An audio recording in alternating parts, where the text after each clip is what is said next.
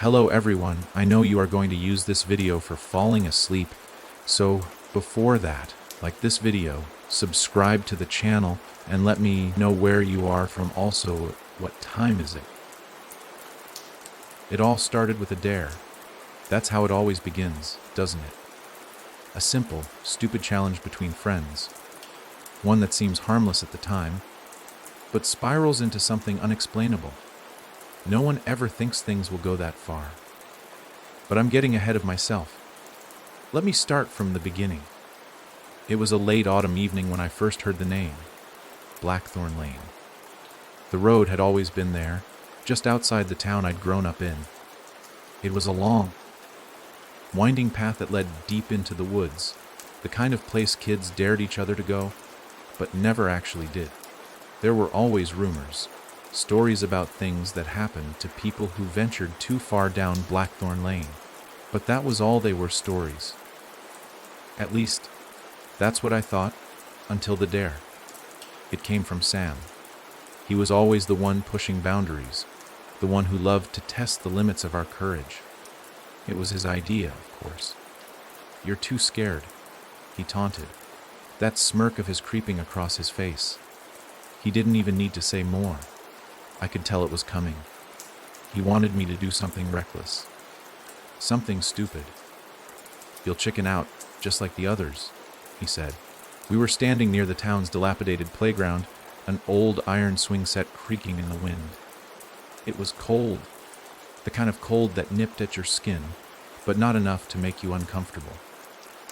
My friends had gathered, leaning against the rusted chains and splintered wood. There were 5 of us, all in our mid-teens, too old for this kind of nonsense, but still doing it anyway. "What's the dare?" I asked, trying to sound indifferent, but I knew I was already hooked. "The house at the end of Blackthorn Lane," Sam said with a grin. "Go there at midnight, knock on the door. Don't run away. Don't even look back until you've done it." The others, hanging around in the shadows of the playground, snickered. Some seemed hesitant, others intrigued. But Sam's words had already sunk into my mind. The house at the end of Blackthorn Lane. I'd heard the stories, of course. The old house no one dared go near. The house that was said to be cursed. It was abandoned, or so people thought. At least, that's what the adults told us. The shutters were always closed tight, and no one ever saw lights on. No one knew who lived there, or if anyone had lived there for decades. But the real story, the one whispered between friends, was different. They said the house wasn't empty at all. They said it was haunted, filled with the restless spirits of the past. They said the last person who went there never came back. There were rumors of things moving behind the curtains, flickering lights at odd hours, and strange, bone-chilling sounds late at night. But it was just that, rumors. Right? I stood there, fighting the knot in my stomach. I wanted to laugh it off, to refuse and walk away. But I couldn't. Not with Sam staring me down like that, and the others waiting for me to take the challenge. I felt the pressure building, thickening in the air. Everyone was watching me now. There was no way I could back out. So I agreed. I didn't know what I was getting myself into, but I agreed anyway. That night, I sat in my room, staring out the window at the dark stretch of road that led to Blackthorn Lane. The wind was picking up again, and the branches of the trees swayed violently against the night sky.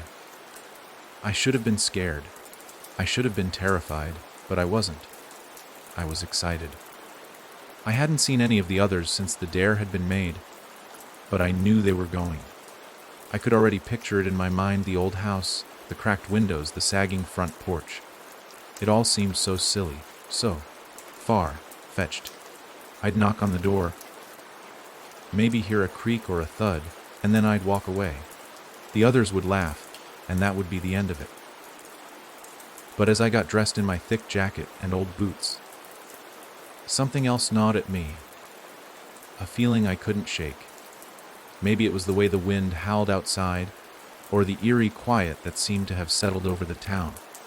but I had this sense that something wasn't quite right. As I walked toward the door, my mind flashed to the stories. The ones that seemed so ridiculous, so unbelievable. But what if there was truth in them? What if something was waiting for me at the end of Blackthorn Lane? By midnight, I was at the edge of the road. The town was a distant memory, the streets silent, save for the occasional rustle of a wind-blown leaf. I'd walked the path many times before, but tonight it felt different. The air was thick, pressing against my chest with an almost tangible weight.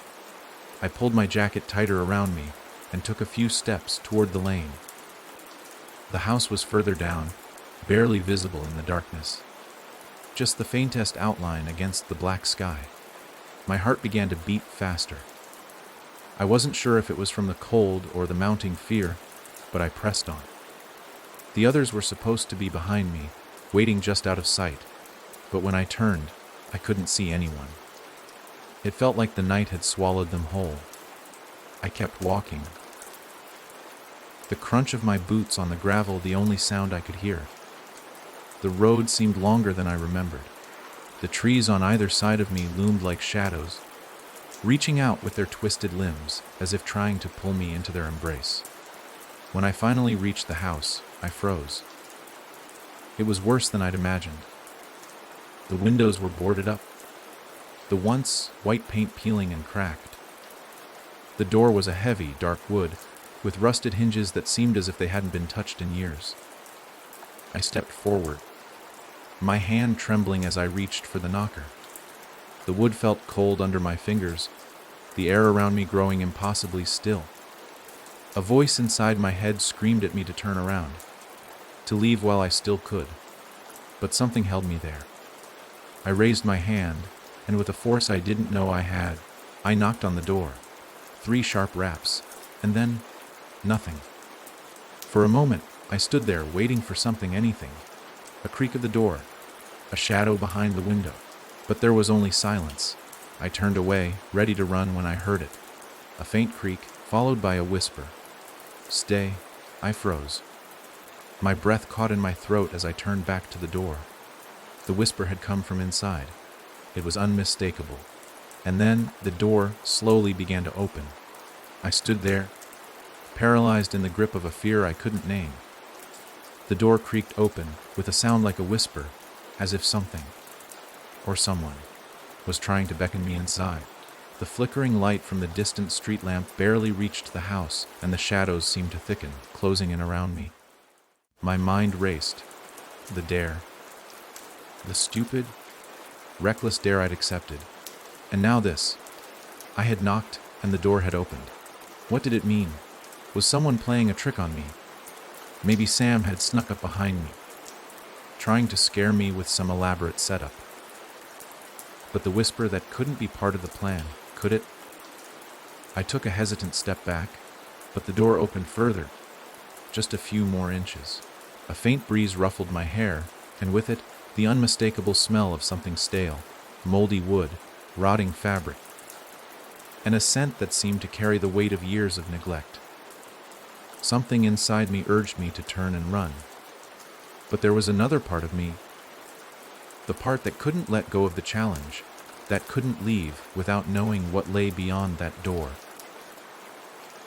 The part that wanted to prove it was just a game, that I could walk away from this like it was nothing. I stepped forward, the gravel crunching underfoot. The air felt colder here, colder than it had any right to be. The door groaned again, as though it hadn't been opened in decades, and the crack between the door and the frame seemed to widen, inviting me in. I reached out, my fingers brushing the cold wood of the door frame. The moment I touched it, a wave of unease washed over me, the kind of dread that sinks deep into your bones. But I ignored it. I had come this far. I had to see it through. Another step. The door swung open fully with a sound like a sigh, revealing the dark interior of the house. It was pitch black inside, except for the faintest sliver of light from the cracked windows. I couldn't see anything clearly, but I could feel something watching me. Something waiting. I stood at the threshold, my heart pounding in my chest. My breath was shallow, as if the air had thickened to a point where each inhale became a struggle. And then the whisper came again. "Stay with us." The words seemed to vibrate in the air, as though they were being spoken directly into my mind. I staggered backward, my instincts screaming at me to leave, to get as far away from this place as I could. But I couldn't move. My feet felt glued to the ground, and my body seemed to betray me, frozen in place. The whisper wasn't just a voice anymore. It was a presence, a force, pulling at me, tugging at something deep within me, something I couldn't understand. "Stay." The voice lingered, as though the house itself were calling to me. I couldn't tear myself away, and then I saw it. From the corner of the room, something shifted, barely perceptible at first. A shadow, a shape moving against the grain of the darkness. It wasn't a person, not quite. It was more like a silhouette, jagged and wrong, flickering like a flame in the wind. My breath caught in my throat. I blinked hard, trying to focus, trying to make sense of what I was seeing. But the shape, whatever it was gone in the blink of an eye, swallowed by the shadows once more. The silence returned, but it wasn't the same. It was thick, pressing in on me, suffocating. The kind of silence that holds its breath, waiting for something to happen, waiting for something to. The door slammed shut behind me. I spun around, heart leaping in my chest, but the door was solid. No creaks, no groans. It had closed with a finality that made my stomach turn. "Hello," I called out, my voice thin and uncertain. The house seemed to swallow the sound, as if nothing could escape once it entered. I stepped backward, slowly, my eyes darting around the dark interior. The silence felt alive now, watching me, pressing on me from every side. There were no windows visible from where I stood. No exit. And then the whisper came again. But this time, it was different. It was louder. Clearer. "Don't leave." I turned toward the sound, and that's when I saw it. A figure stood in the far corner of the room.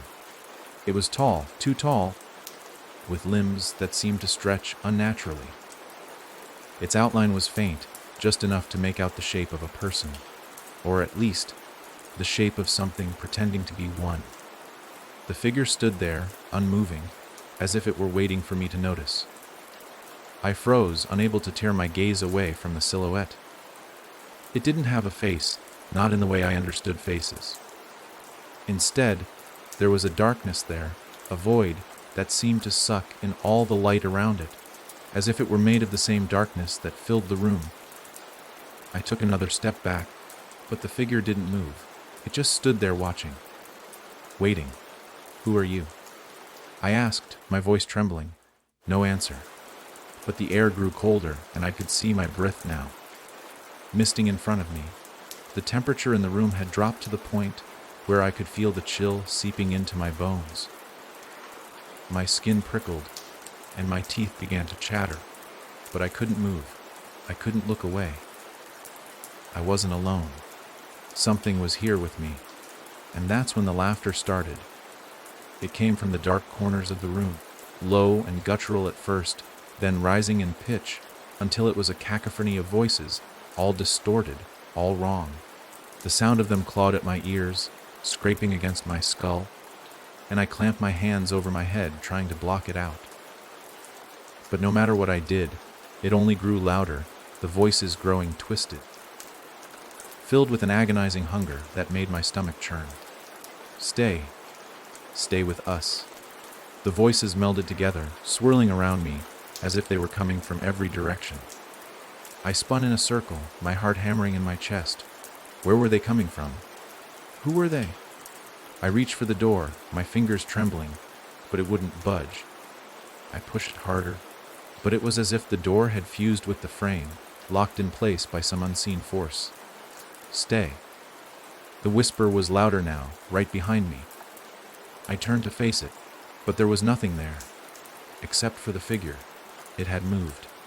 It was closer now, just a few feet away, its shape more defined, its dark silhouette pressing in on me. My pulse raced as the darkness seemed to engulf me, pulling me in. Leave. I whispered to myself, my voice hoarse, pleading. But deep down, I knew I couldn't leave. Not yet. Not until I understood what had brought me here. I could feel the weight of the room pressing on me. The air had turned stale, thick with the smell of mildew and dust, as if time had forgotten this place. My heart pounded in my ears, a constant, drumming reminder of the danger I was in. The figure in the corner wasn't just a shadow anymore. It was a presence, something I couldn't ignore. It wasn't human. Not in any way I understood. I reached for the door again, my hands trembling as they slid across the cold, unyielding wood. The door remained shut, no creaks, no movement. It might as well have been part of the house itself, fused to the walls. My eyes darted back to the figure. It was closer now, just a few feet away. I could feel its coldness in the pit of my stomach, a bone-deep chill that made my skin crawl. I should have run. I should have turned and bolted the moment that whisper, "Stay with us," filled the air. But something in me was anchored to the spot. Something inside of me was fighting against the terror. I needed to understand what was happening here. Why was I trapped? What had happened to the others? I had to find out. The figure didn't move, but I felt its gaze, heavy and unblinking. The darkness around it seemed to pulse, alive with malice, as if it were feeding off my fear. My legs shook, and I took a step back, stumbling in the thickening gloom. "Hello." My voice was barely a whisper, swallowed by the oppressive silence that filled the room. The figure tilted its head slightly, and for a moment, I thought I saw something shift in the void where its face should have been. There was a glimmer, something just beyond the darkness, like a glimpse of eyes, or maybe something far worse. Then a sound broke the silence, a creak, a slow, deliberate creak, as if the house itself were waking up. My head snapped toward the far wall, and I saw something glinting in the dim light. A small, tarnished object hanging from the wall. A key. A key. I took a cautious step toward it, my every instinct screaming for me to turn around and leave. But my body moved as if it were no longer mine to command. Each step felt like it took an eternity. The floorboards groaning beneath me, as if the house were protesting my presence. The key hung from a rusted hook, slightly out of place, as if it didn't belong here, just like everything else in this house. My fingers brushed against the cold metal, and for a moment, I wondered if it was the key to the door, the one that would let me out. But as soon as my hand closed around it, a chill shot through me, like ice spreading through my veins.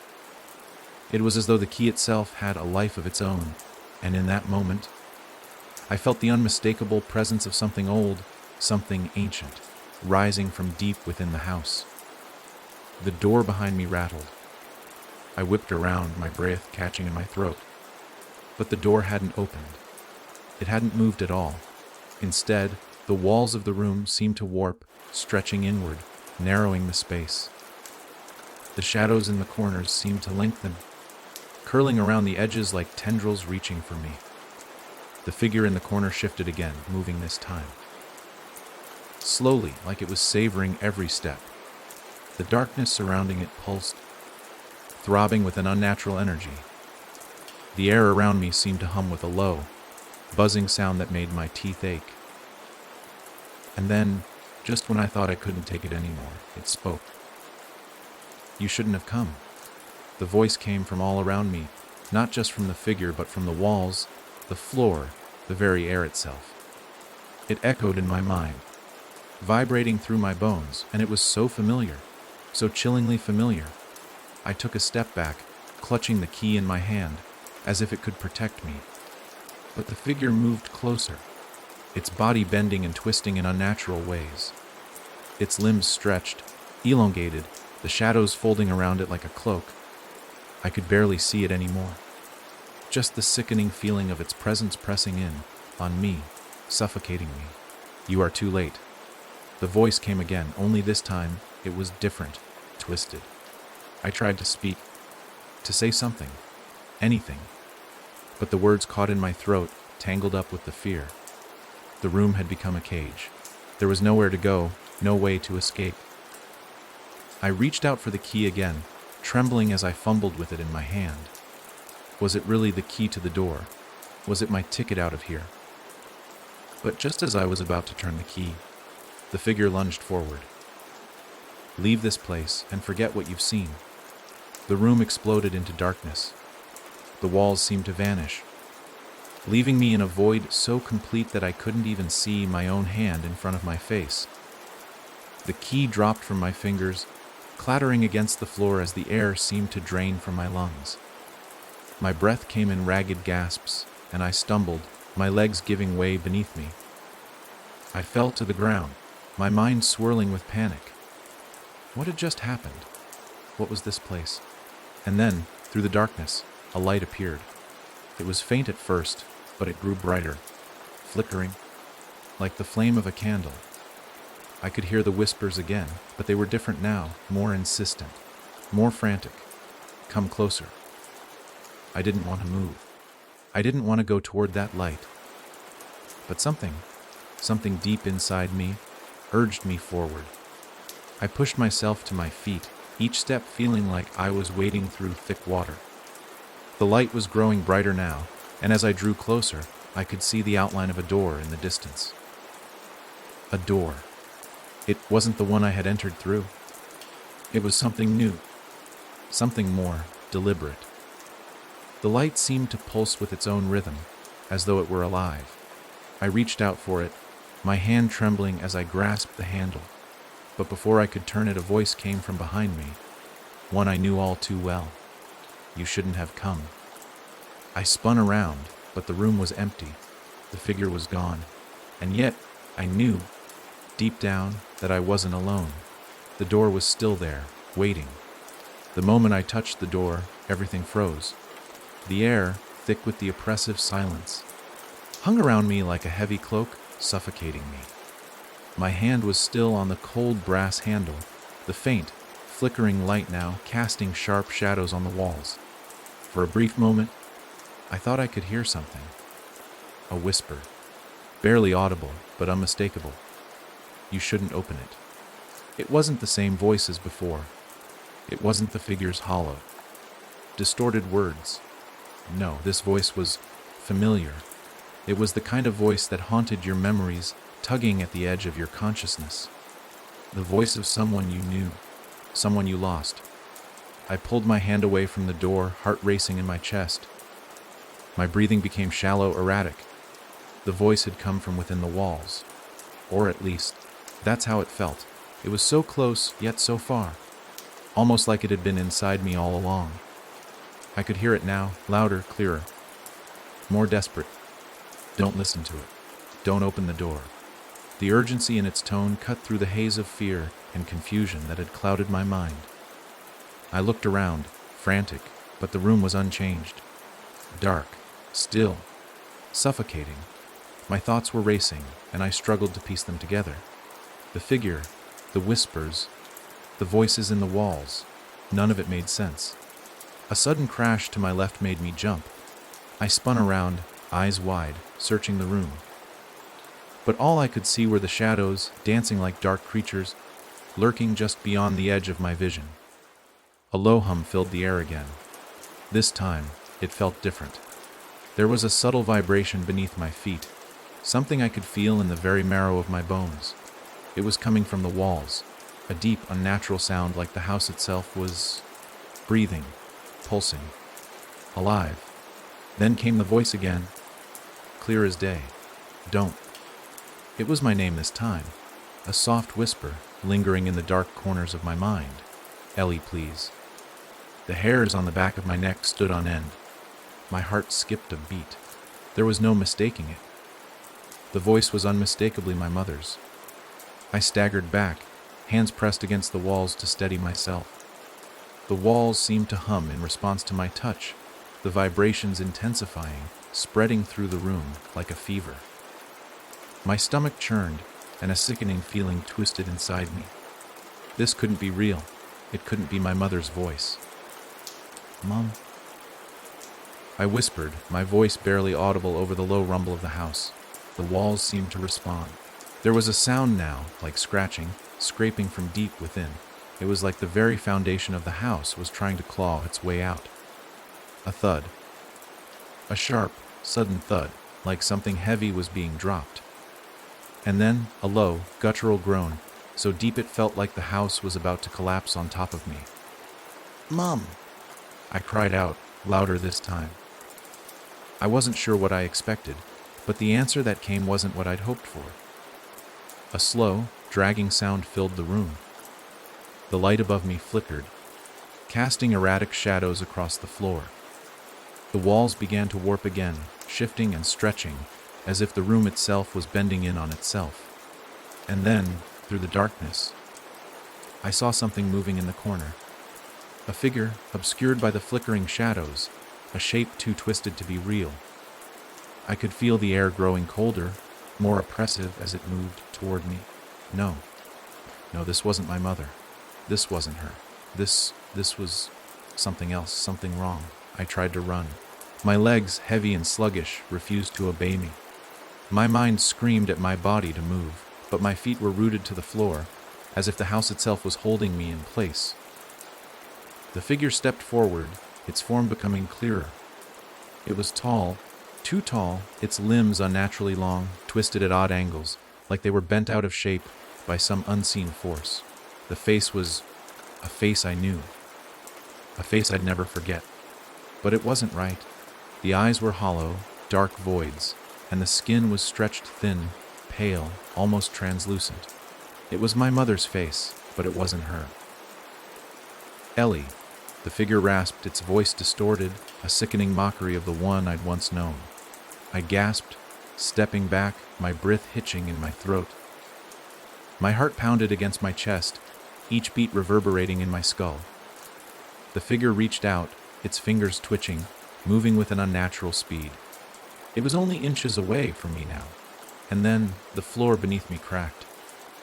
The house seemed to tremble again, the air vibrating with a force so intense, it made my bones ache. The walls groaned as if something inside them was waking up, something old, something powerful. The figure didn't speak anymore. It didn't need to. The presence was suffocating. Oppressive. I couldn't move. I couldn't breathe. The door. I had to get to the door. With all the strength I could muster, I tore my gaze away from the figure and looked back at the door. The light was still there, flickering, casting long shadows that danced wildly along the walls. I reached for it. My hand was shaking so badly that I almost missed the handle. But somehow, I gripped it, turning it with a force I didn't know I had. It didn't budge. A sick, sinking feeling spread through me. The door was locked. Or it was never meant to open in the first place. The figure loomed closer, its breath coming in ragged gasps. I could hear its footsteps now, echoing in the silence of the room. Its presence was suffocating, and it was closing in on me. I slammed my shoulder into the door, willing it to open.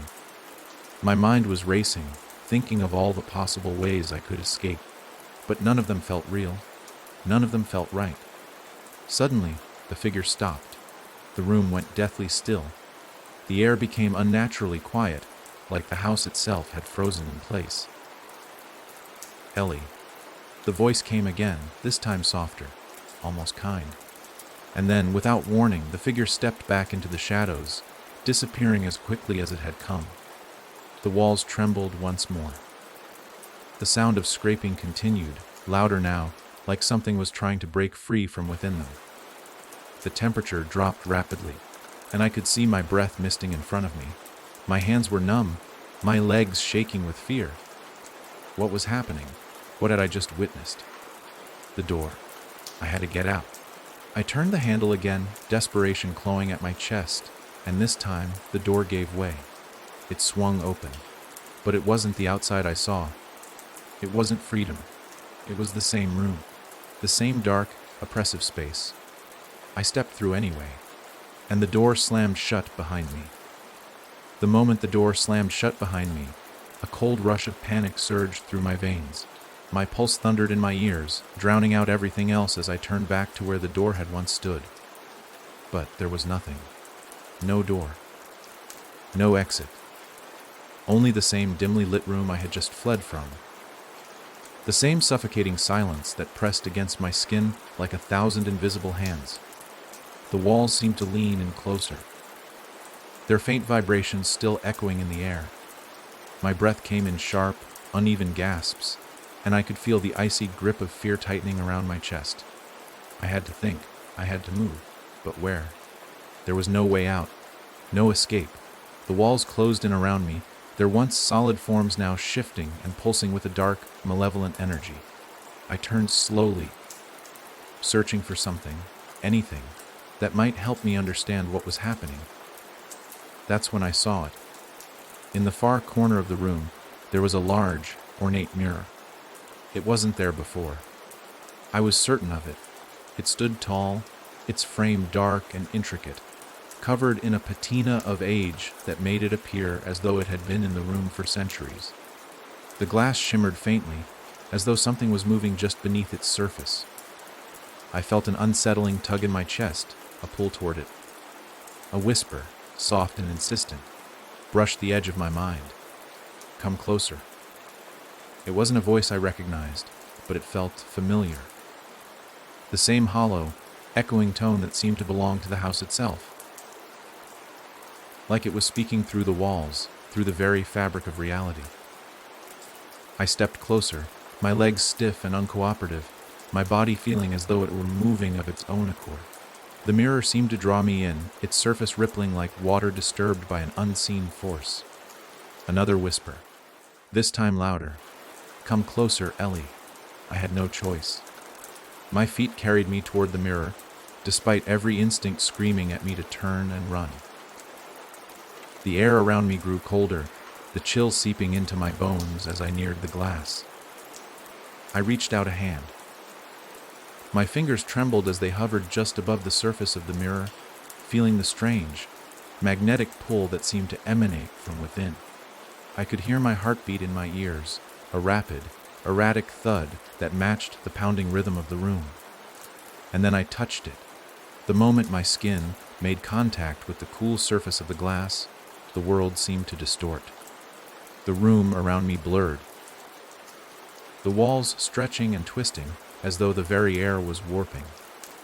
The mirror shimmered, ripples running through the glass like a stone dropped into still water. My reflection stared back at me, but something was wrong. My face was wrong. I looked different. My eyes were darker, hollowed out, and my skin appeared pale, almost translucent. I was wearing a look of terror, a look that mirrored the fear I felt inside. But there was something else. A strange emptiness in the reflection. Something vacant. Something not me. The reflection grinned. I stumbled back, gasping for air, my heart racing. The reflection in the mirror did not follow my movements anymore. It stood still, its eyes locked on mine. That same unsettling grin still stretched across its face. The figure in the mirror seemed to be waiting, watching. I couldn't look away. I couldn't breathe. The image was pulling me in, holding me captive. Every second I stared into it, I felt more and more disconnected from reality. The mirror was no longer just a reflection of me. It was something else, something that had become part of me. I reached out again, but this time it wasn't my hand. The reflection's hand reached toward me. It moved with unnatural speed. Its fingers cold and pale, almost skeletal. The nails were long, too long, jagged and cracked. It reached toward me, as though it intended to pull me through the glass itself. I screamed, but no sound came. The mirror was silent, save for the soft hum of something deep within, like a low, vibrating hum that seemed to reverberate from the very walls. The reflection's hand stopped inches from mine, and then, with a sudden jerk, it pulled back. I stumbled back, away from the mirror, as though I'd been burned. My chest heaved, my mind reeling with panic. The reflection, it had moved. It was different. It was watching me. But it wasn't just the reflection anymore. It was alive. I turned my back to it. my hands shaking violently. The room around me had changed.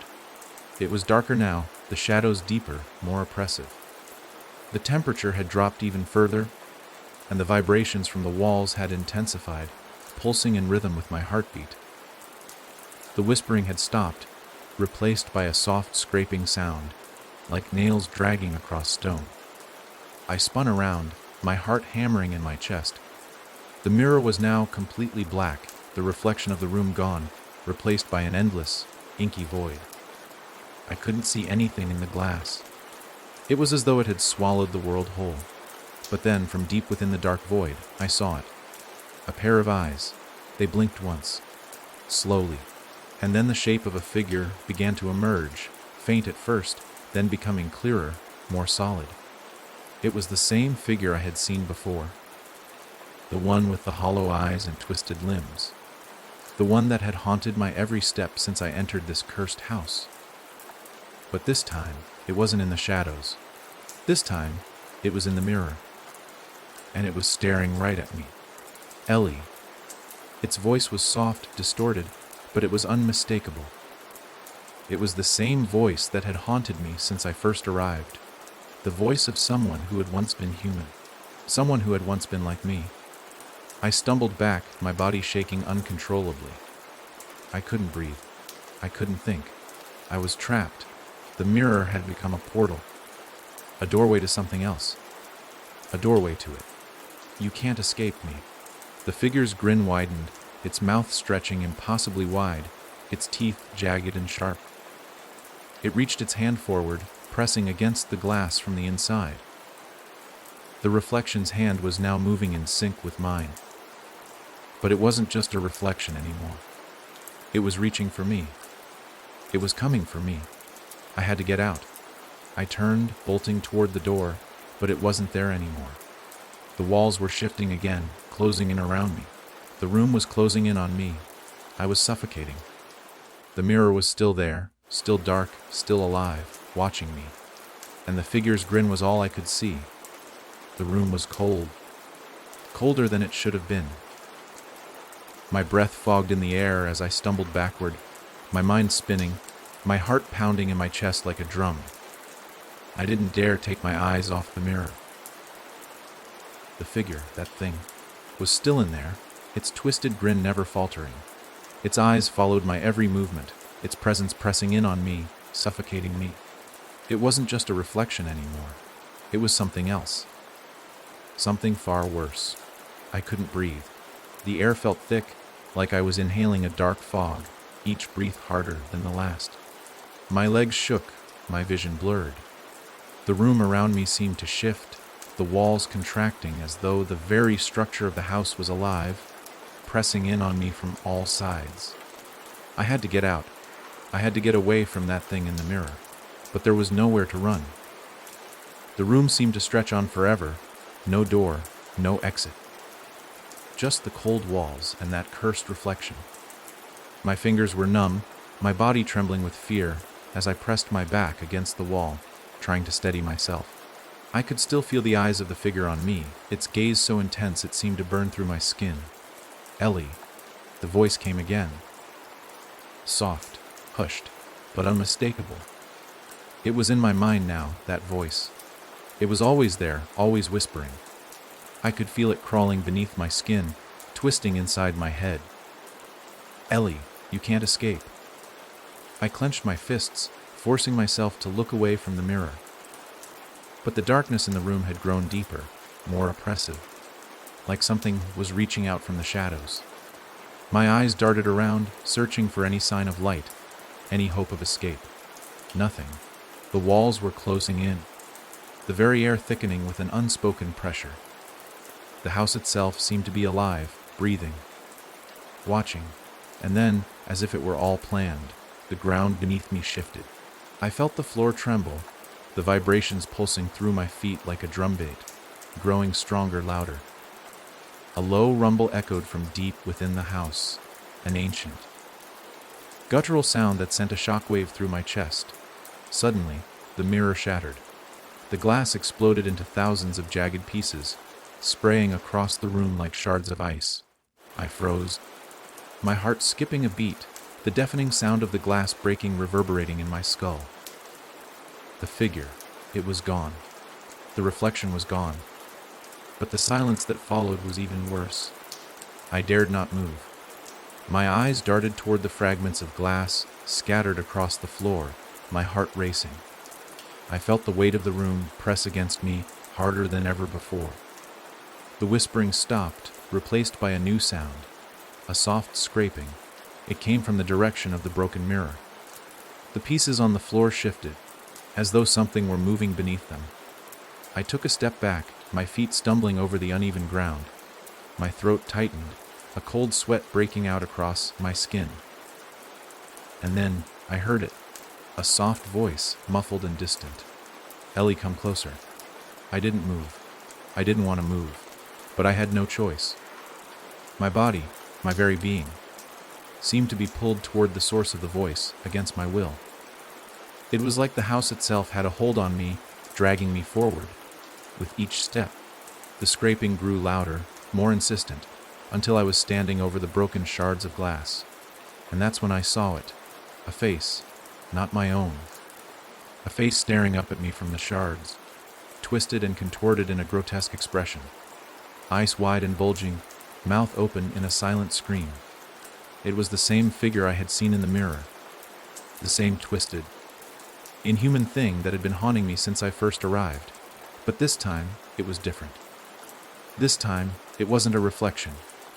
This time, it was real. The shards around the face began to tremble, vibrating with a dark energy, as if the very fragments of the mirror were alive. The face in the glass seemed to move, its eyes following me as I took a step back. "You belong to the house now, Ellie." The voice wasn't just in my head anymore. It was everywhere. It was in the walls, in the floor, in the air around me. It was the house speaking to me, pulling me deeper into its grip.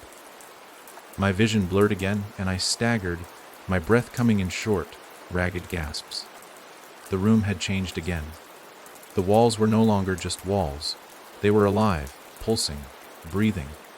I could see dark veins running along their surfaces, twisting like roots from some ancient, malevolent force. The house was alive. It was feeding on me. I stumbled toward the door. Was it there? But before I could reach it, the floor beneath me cracked. I felt the ground give way as a deep, low rumble echoed from the depths of the house. The lights flickered, casting the room in strobe, like flashes of darkness and light. I fell. The room spun as I tumbled, my hands reaching out for anything to stop my fall. But the floor gave way entirely, and I found myself plummeting into the darkness below. I landed hard on the cold, unforgiving ground. The impact stole the air from my lungs, and I gasped, struggling to take in a breath. The darkness around me was suffocating, but I could hear it. I could hear the house whispering, calling my name. "Ellie, Ellie, come to me." I pushed myself up, my legs weak beneath me. My hands scraped against the ground, feeling the rough texture of stone. The house was alive down here, its presence thick and heavy. I could feel it pressing down on me, closing in from all sides. I stood, unsteadily, my eyes straining in the dark, searching for anything that might lead me out of this hell. But all I saw were shadows, shadows that seemed to shift and move. Just out of reach, I was trapped. And then I heard the sound again. Scraping. It was closer this time. I turned quickly, my heart leaping in my chest, but what I saw made my blood run cold. A shape was moving toward me through the darkness, slowly, deliberately. It was tall, too tall. Its limbs elongated and twisted like they were bending at impossible angles. And the face. It was the same face from the mirror. The same twisted, grinning figure. I had no choice. I turned and ran, my feet stumbling across the rough ground. My body screamed in protest, every muscle burning with the effort. I could feel the shape drawing closer, its presence suffocating, closing in on me. "Ellie." The whisper came again, but this time it wasn't in my head. It was behind me. It was real, and it was coming for me. I ran. It wasn't a choice anymore. The very air around me was thick with the oppressive weight of the house, dragging me down, suffocating me. Every step I took felt heavier than the last, as though the darkness was wrapping around my legs, pulling me back toward whatever nightmare lurked in its depths. The shape behind me, it was getting closer, its long, grotesque limbs scraping against the stone like claws on a chalkboard. The sound was maddening, each scrape sending tremors through my body, jolting me with fear. I couldn't look back. If I looked back, I knew I would see it, its face, that twisted, monstrous grin that had haunted me since I first stepped foot into this house. I couldn't let it get me. I stumbled over the uneven ground, my feet catching on jagged rocks. My breath was ragged, my chest burning with every inhale. I needed to get out, needed to find a way out of this endless nightmare, but the house wouldn't let me. The walls shifted, groaning as if they were alive, warping and bending as I moved through the labyrinth of darkness. It was no longer just a house. It was a living thing, a beast with a mind of its own, feeding off my terror. I could feel its presence pressing down on me, crawling under my skin like a disease. It wanted me. It needed me. I pressed on, my mind racing for some kind of escape. There had to be something. A door, a window, anything. But the deeper I went, the more it felt like the walls were closing in, the paths twisting and turning into dead ends. And then I heard it again. That voice. Soft, whispering. "Ellie, you can't run forever." I froze. I hadn't imagined it.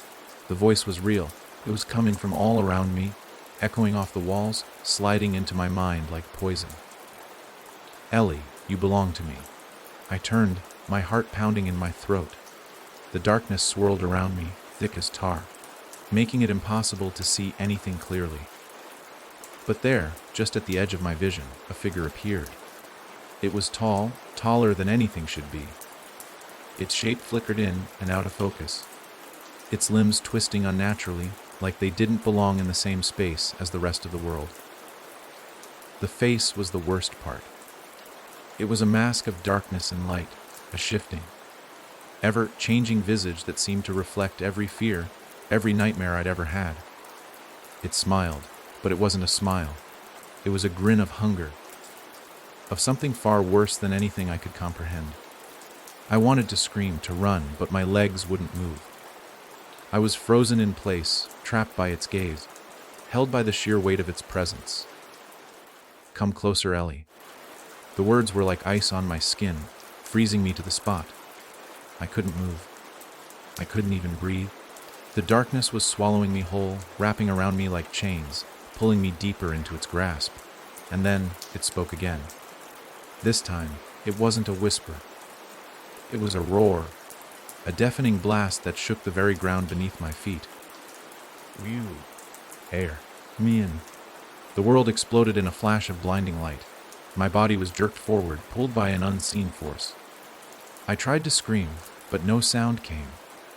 My vision blurred as the ground seemed to vanish beneath me, replaced by nothing but empty space. For a moment, I thought I was falling, but there was no end, no ground, only the darkness. And then, just as quickly, everything went still. Silent, I opened my eyes. I was no longer in the maze of shifting corridors. I was standing in a vast, empty room. The walls were made of stone, ancient and worn, with cracks running through them like veins. The ceiling was so high I could barely make it out, lost in the shadows above. The room was cold, the air thick with an ancient, oppressive weight. I could feel it, the presence of the house, its hunger. And then I saw it. At the far end of the room, a door stood, half open. The light from beyond spilled into the room, casting long, thin shadows across the stone floor. It was my only way out. I took a step forward. The moment my foot touched the ground, the room seemed to shift. The air grew heavier, thicker. The walls groaned, the very stone bending and warping around me as if it were alive, and I realized something far worse. The door was closing. I ran. My feet echoed against the stone floor, the sound reverberating in my skull as I sprinted toward the door. My heart pounded in my chest, my legs burning with the effort. I couldn't let it close. I couldn't let it trap me in here with it. The door was almost there, just a few more steps. But as I reached for the handle, the door slammed shut. The sound was deafening. A sharp crack that echoed through the room like a thunderclap. The walls trembled, and the floor beneath me shook, sending me stumbling back. My hand slammed against the stone, and I pushed with every ounce of strength I had left, trying to force the door open. It wouldn't budge. Behind me, I could feel it. The shape was coming. The thing that had haunted me since I first arrived. Its presence loomed over me, suffocating, consuming. I could feel its cold breath on the back of my neck, hear the scrape of its claws on the stone floor, and then I heard the voice again. Louder this time, as if it were inside my head. "You can't escape, Ellie." I spun around, my breath catching in my throat. It was there, right in front of me. The thing. It was no longer just a shadow. It had form now, a twisted, grotesque figure that stood taller than anything natural, its limbs stretched and contorted in unnatural angles. Its face was a writhing mass of darkness and light, a shifting, ever-changing nightmare that made my stomach churn. Its eyes, if they could even be called eyes, were pools of black, infinite and empty, staring straight through me. It grinned that twisted grin, the same one from the mirror, from the glass shards, the one that had haunted my every waking moment. "Ellie." Its voice was a roar now, deep and guttural, shaking the very air around me. I backed away, heart pounding, my breath coming in short, desperate gasps. The house was closing in, and I was trapped. It's strange how quickly a person can go from desperate to resigned. How, in an instant, a heart that was once frantic with fear can suddenly grow still, as though it understands, deep down, that there is no escape. But I hadn't given up yet, not fully. Not as long as the darkness hadn't consumed me entirely. The thing stood before me, its form shifting, twisting like it was made of shadows, of nightmares that had once been locked away, only now to escape. Its grin. Oh, that grin was stretched wide, pulling at its face, exposing teeth that looked more like shards of broken glass than anything human. And the eyes, those eyes, blacker than the night itself, gleamed with malice, with hunger. "Ellie, Ellie, Ellie," it whispered, its voice soft at first, like a lover's caress, before it roared, filling the room with a terrifying, soul-deep noise that vibrated through my bones. "You can't escape, not from me, not from this place." I could hear the walls groan as they closed in. The stone around me seemed to pulse, as if breathing, feeding off my fear. There was no room left to run, no corner to hide in. The door had closed behind me, locking me inside this nightmare, and the thing, the shadow, was closing in. I knew what it was, or at least, I thought I did. But when it spoke again, I realized I'd been wrong all along. "You don't remember, do you, Ellie?" The voice was different now. It wasn't just mocking or dark. It was taunting knowing. It reached into the deepest corners of my mind, scraping away at the edges of memories I had buried long ago. Memories that were too painful to face. It's been so long, hasn't it? It continued, its shape twisting like a knot being tightened. "But you've always known. You just didn't want to remember." I stepped back, my breath catching in my throat. What was it talking about? Memories. A flash of something stirred deep within me, flickers of a time long past, fragments of images that I couldn't piece together. A house, a family, a place just like this one, or maybe it was this one. Was I here before? I swallowed hard, shaking my head as if to rid myself of the thoughts that came rushing in, overwhelming me. "No, I don't. What do you want from me?" My voice cracked as I spoke, sounding weak even to my own ears. The creature let out a sound somewhere between a laugh and a growl, and for a moment, the room seemed to shrink even more.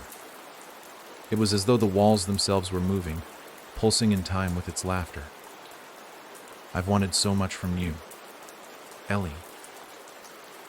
The thing's voice was soothing now, sweet even, like a melody that made the hairs on the back of my neck stand up. But most of all, I've wanted you to remember why you came here. I took another step back, my mind reeling. Remember why I came here. The words were like a jolt, a shock to the system. What did it mean? I had come to the house because of the strange invitation, right? The letter, the one that led me here to this cursed place. But why? Come now, Ellie. Don't you remember your past? The life you left behind? The family you abandoned? I staggered backward, bumping into the cold stone wall. My head spun. My pulse raced as the memories came crashing in. Fragments of faces, voices, moments that felt so far away, and yet so near. The house remembers you. Ellie. The thing's words were a hiss now, growing more insistent, more demanding. It has been waiting for you to come back, waiting for you to open the door to your past. I clutched my head, my nails digging into my scalp, my stomach twisted in knots. There was something I had buried, something I had pushed so far down that even I couldn't recall it. But now, as the shadow whispered in my ear, those memories came flooding back. My family. My mother's face, her smile, and the way the house used to feel like home, before it all changed, before it all fell apart. I remembered running from something I couldn't see, but I could feel in every fiber of my being. A darkness, a hunger. It was a presence, one that I hadn't understood at the time, but I knew now. It had been the same force that had haunted me, the same one that was hunting me down now. The house. I had been a child when it started, and I had forgotten. For years, I had tried to forget. But it wasn't done with me. You're mine, Ellie. The voice was all around me now, echoing off the walls. You always have been. The house never forgets. I turned away from the thing, not knowing where to go, not knowing what to do. The house, this place, was twisting itself into my very soul, pulling me back into the past, into memories I was not ready to confront. But there was no escaping it. No matter how far I ran, no matter how many doors I tried to open, the house always brought me back. The ground beneath me began to shake, and I heard a deep rumble, like the very foundations of the house were crumbling, falling apart. The walls groaned, and, for a moment, I thought I might be free. I could escape this. I could find a way out, away from the thing, away from the house. But then it came. The sound of a door creaking open. It wasn't the door I had tried to open earlier, the one that had slammed shut in my face. No. This door was different. It was a door that had been waiting for me all along. I didn't want to look, but I had to. Slowly, I turned my head, and there it was. A door in the farthest corner of the room, standing ajar. The light beyond it was faint, but it was there, beckoning me, calling me, like a siren to the sea. I knew what it was. I could feel it in my bones. This was no ordinary door. This was the door to my past, the door to the truth, and I had to go through it. I didn't know what awaited me on the other side, but as I stepped forward, my feet heavy with dread, I realized something. The house had already claimed me. It always had. The door creaked open as I stepped through, and for a moment, I could hardly breathe. The air beyond was cold, colder than anything I had felt in this house. It was the kind of cold that seeps into your bones, the kind that carries with it the weight of memories, of time long past, and the knowledge that some things are better left untouched. But there was no turning back now. Not after everything I had seen, everything I had felt. The house had already woven its way into my very soul, and there was no escaping it. I took another step, and as I did, I noticed the room I had entered was different from the rest of the house. It was familiar. It was a space I had forgotten, a room I had once known, but it felt like a lifetime ago. The furniture was old, worn down by time, but it was unmistakably home. It was the room from my childhood. I blinked, trying to make sense of it. I had to be mistaken, right? This couldn't be the room from my past. It couldn't be. But as I walked further in, memories began to flood back with such force that it almost knocked the wind out of me. The old, creaky rocking chair by the window, the faded curtains swaying slightly in the breeze, the smell of wood polish and something else, something more ancient, something that had been buried in my mind for years. And then, there it was, the photo frame on the mantel, the one I had seen every day growing up, the one that held the picture of my family, smiling, whole. But something was off. The photo wasn't the same. I rushed forward, heart pounding, but as I looked closer, my breath caught in my throat. The faces were all wrong. My mother's smile was too wide, too forced. My father's eyes seemed hollow, as if he were staring past the camera, not at it. And me, I barely recognized myself. I looked younger, yes, but there was something off about the expression on my face. I didn't look happy. I looked afraid. But of what? A voice from behind me broke my trance, and I spun around, heart leaping into my throat. The shadowy figure from before stood in the doorway, grinning, its eyes glinting in the dim light. You remember now, don't you? It purred, its voice low and almost soothing. You remember the day you left, the day it all changed. I could feel my stomach churn.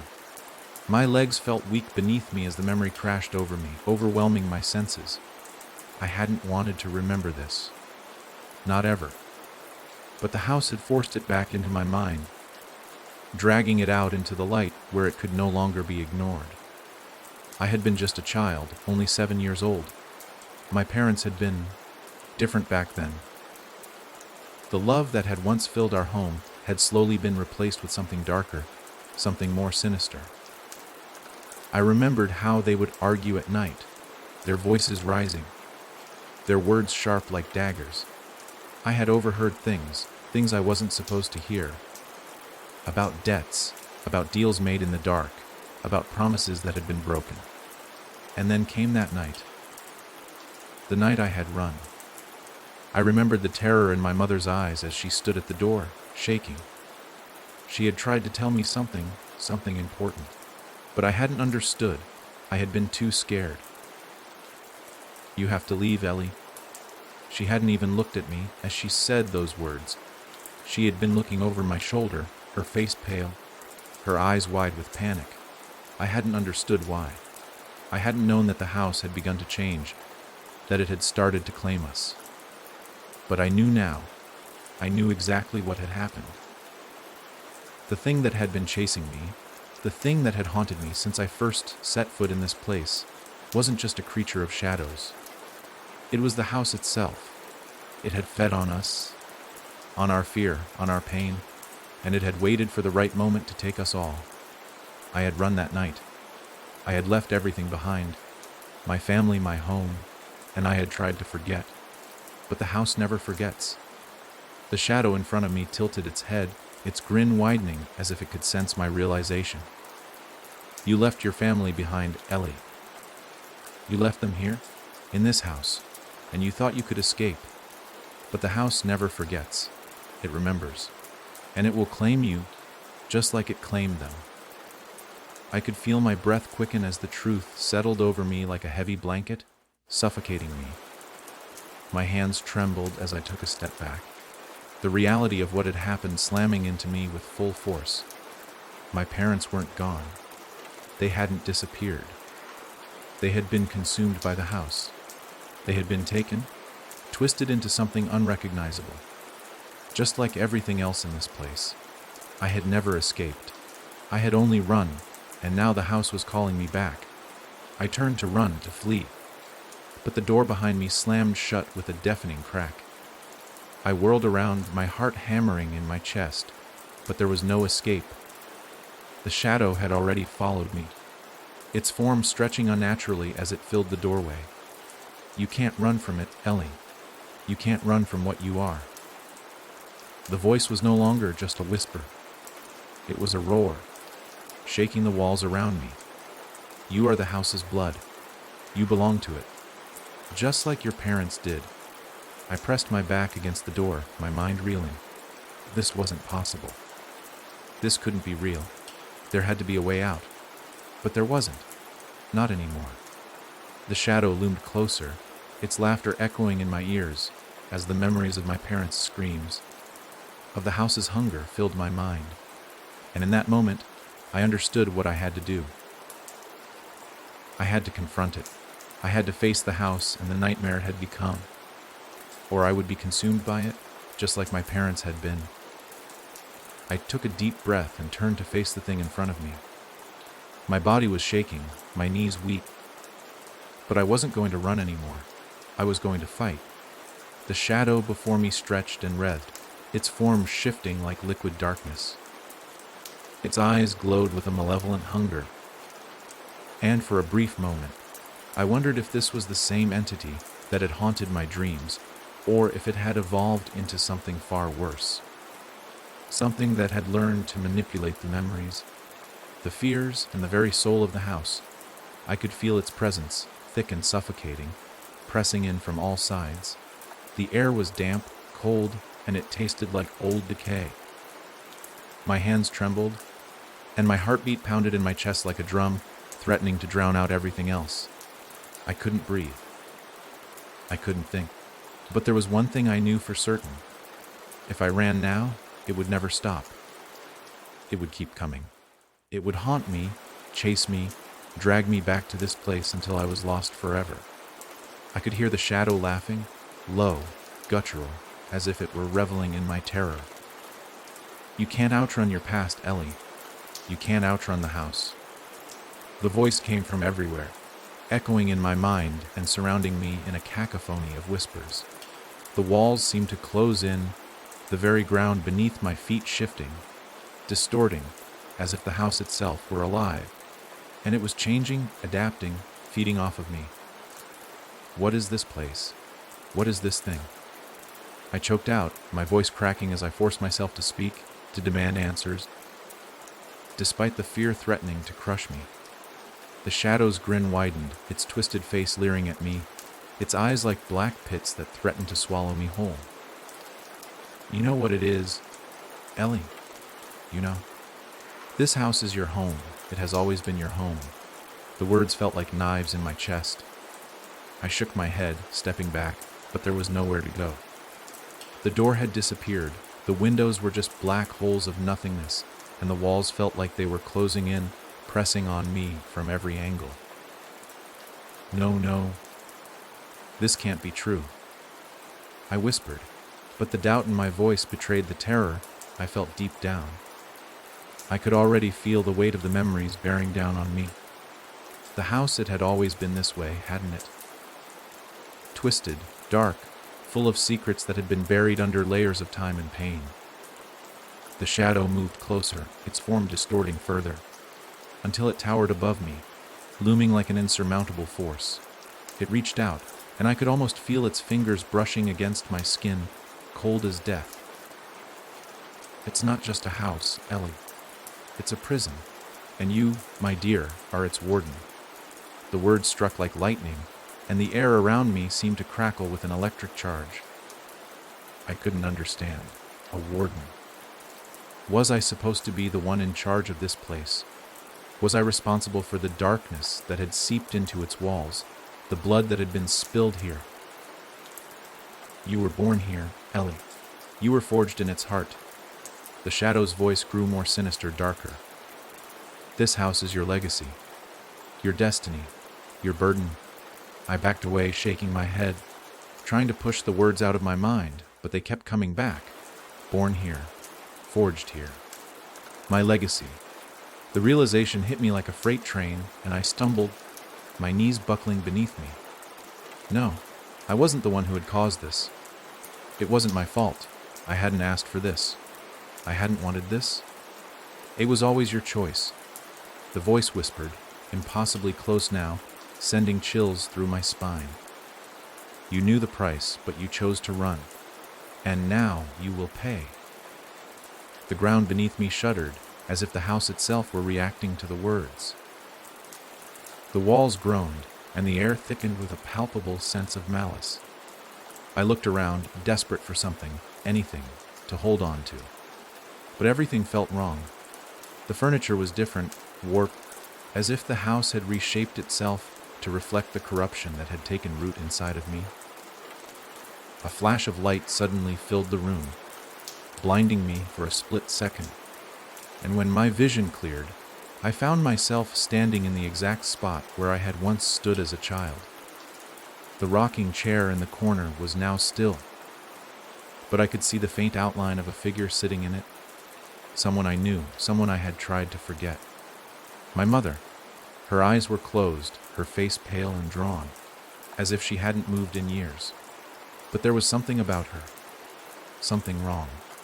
Her lips parted, and her voice came, barely a whisper, but it was unmistakable. "You left us? Ellie." I froze. The words hit me like a punch to the gut. The room spun, and my vision blurred, the darkness pressing in on all sides. "You ran away, and you left us here to rot." Her voice grew stronger, more accusatory, and I stumbled back, gasping for air. I didn't want to hear this. I didn't want to remember. But the house wasn't going to let me forget. It never would. I could hear the shadow behind me, its laughter growing louder, more mocking. "It's all coming back now, isn't it, Ellie?" The truth, the lies, the promises made and broken. The air was thick with the weight of the past, and I could feel the suffocating pressure of regret closing in around me. Every step I had taken to escape it, to leave it all behind, had only led me back here, to this moment, to this house. I turned to face the shadow, trembling with a mix of fear and anger. I couldn't run anymore. The house had already claimed me, body and soul, but that didn't mean I had to surrender. "What do you want from me?" I demanded, my voice shaking but defiant. "What am I supposed to do?" The shadow tilted its head, its grin widening. "You already know, Ellie. You've always known." It extended one long, shadowy hand toward me, and the room seemed to warp and twist around its presence. "You've come home. And now you will finally understand what it means to be a part of this place, to belong." A chill ran down my spine, but I stood my ground. I wasn't going to let it take me. Not without a fight. I looked around the room one last time, at the twisted, broken remnants of my childhood, and I made my choice. If the house wanted me, it would have to take everything. I could feel it, the weight of the house pressing down on me, its twisted heart thumping in time with my own pulse. The walls, once familiar, now felt alien, distorted. The house itself seemed to breathe, shifting around me, as if it were alive, aware of my presence, aware of my resistance. The shadow stood before me, its form flickering in and out of existence like a broken mirror. Every time I blinked, it grew more solid, more real, until it loomed over me, towering and inescapable. "You're so close now, Ellie." The shadow's voice echoed through the room, but it felt like it was coming from everywhere at once. "One step further, and you'll finally understand."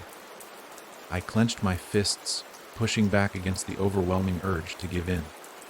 The house wanted me to break, to let the darkness swallow me whole, but I refused. I wouldn't be a part of its twisted game. I forced myself to take a step forward, my feet heavy, my legs trembling with exhaustion. My body ached as though the weight of my memories had materialized and wrapped themselves around me like chains. The rocking chair in the corner, my mother's chair, was still there, a relic of the past. Her ghostly form remained seated, staring at me with hollow eyes. The room felt suffocating, but the need to know, the need to understand, drove me forward. "You're still running from the truth, Ellie." The voice echoed again, sharper this time. The darkness around me seemed to thicken, the air growing colder by the second. The walls pulsed, a rhythmic beat that matched my racing heart. The house was alive, and it was playing with me.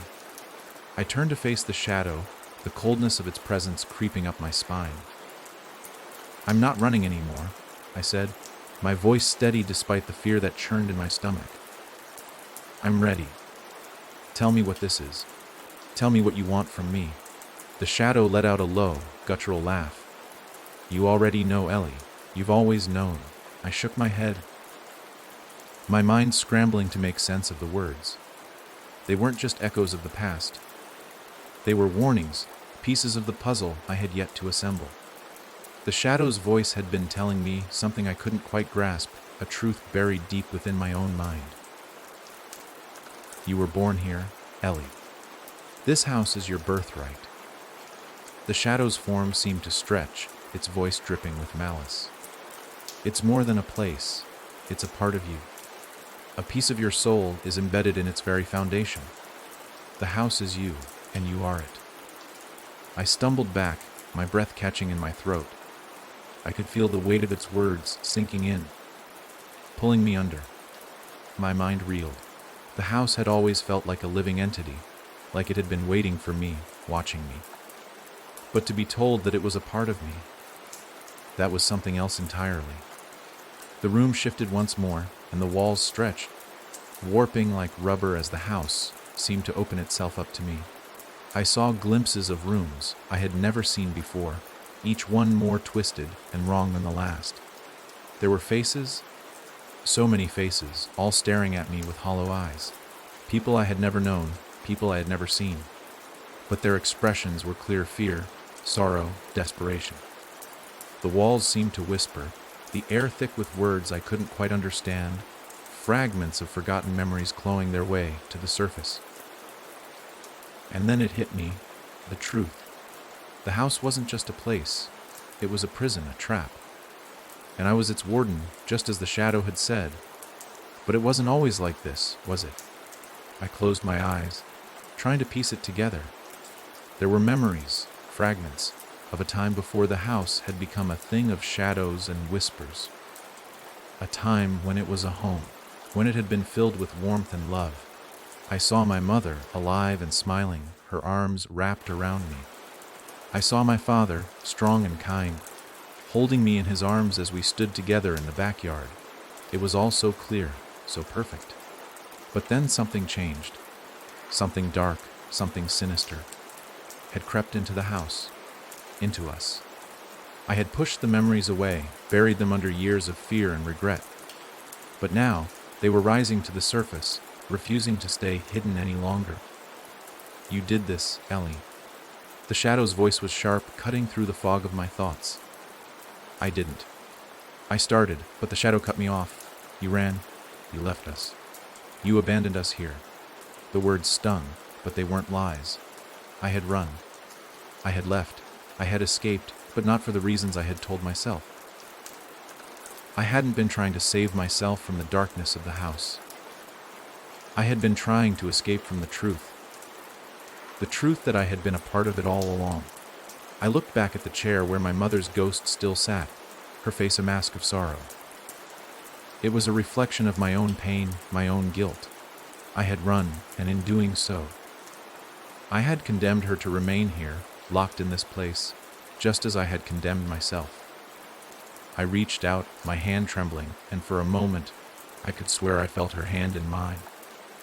It was cold, but it was real, and then everything shifted.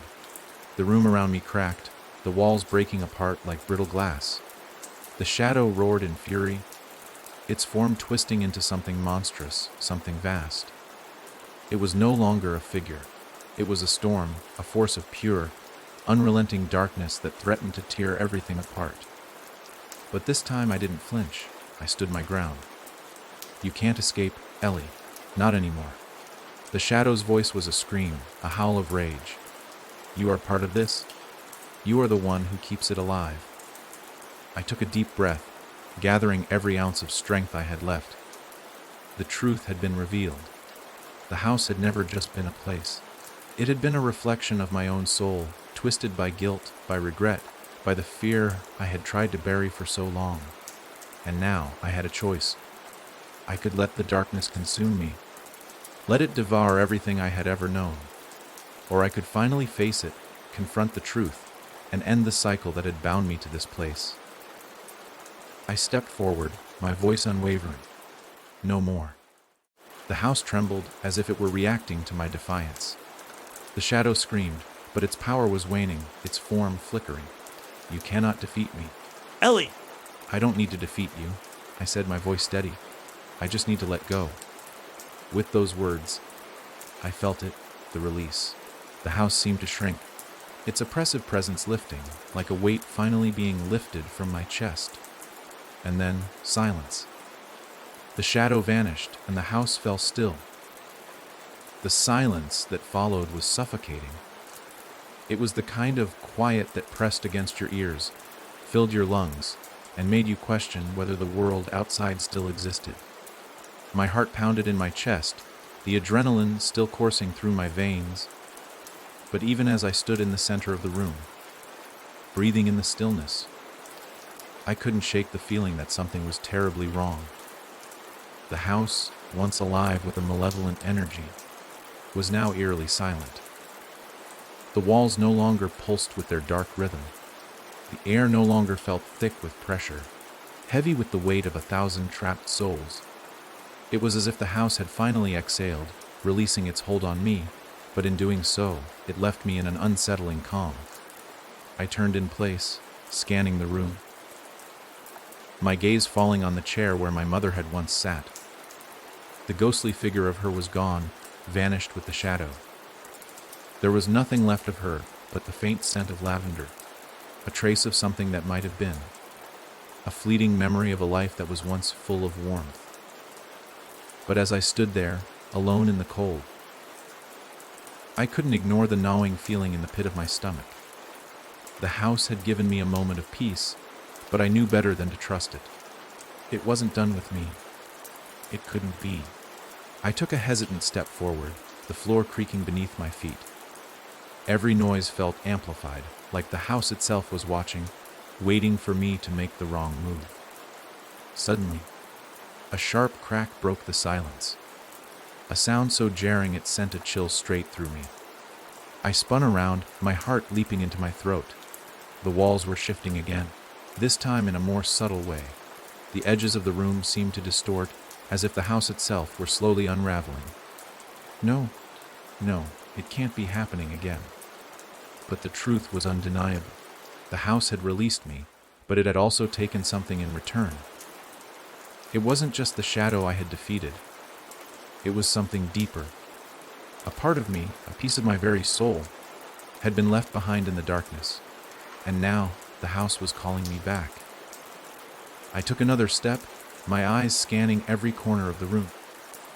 The familiar shadows that had once felt like enemies now seemed like old friends, their shapes shifting and warping in ways I couldn't quite comprehend. And then it appeared. A figure, familiar but wrong, stepped out from the edge of the room. It was my father, but it wasn't really him.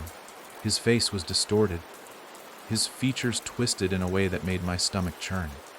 His eyes, once warm and kind, were now hollow, devoid of life, as if he had been hollowed out from the inside. Ellie, his voice, was distant, echoing like a memory that couldn't quite find its way back to me. It was strained low, as though speaking was a painful effort for him. I froze, my heart slamming against my ribs. "Dad," I whispered, unsure if I even believed the words as they left my lips. "You think you've escaped, don't you?"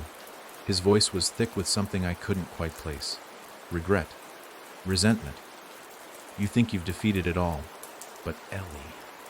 He took a step forward, his form flickering like an old film reel. "You'll never be freed. Not until you understand. Not until you accept what you are." I swallowed hard, the lump in my throat making it impossible to speak. I wanted to run, to scream, but I couldn't move. The room felt smaller, as if the walls were closing in around me. "What do you mean?" I whispered, my voice barely audible. "This house, Ellie." His words trailed off, like he was searching for the right way to explain. "It's not just a place. It's a part of you, a part of all of us. You were born here. You were made for this house." I shook my head, my mind spinning. No, that's not possible. It's the truth. Ellie, the house, the darkness, it feeds on us. It grows stronger with each of us it consumes. His face twisted in a grimace, the edges of his form flickering. And now, it's you. You're its newest victim. A cold sweat broke out across my forehead. No, it's not true. I escaped. I defeated it. The room began to spin, the walls warping, stretching again as the house's grip tightened around me.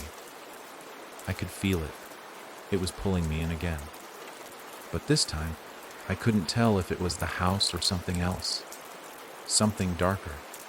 Something that had always been inside me. The figure of my father stretched and flickered, becoming more and more distorted until it was no longer my father at all. It was just a shadow, an echo of a man I once knew, bound to the house in the same way I was. You can't escape it, Ellie. Not anymore. The voice twisted, now unrecognizable.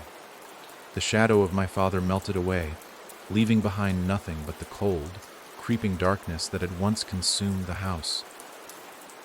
And then, in the midst of the chaos, something strange happened.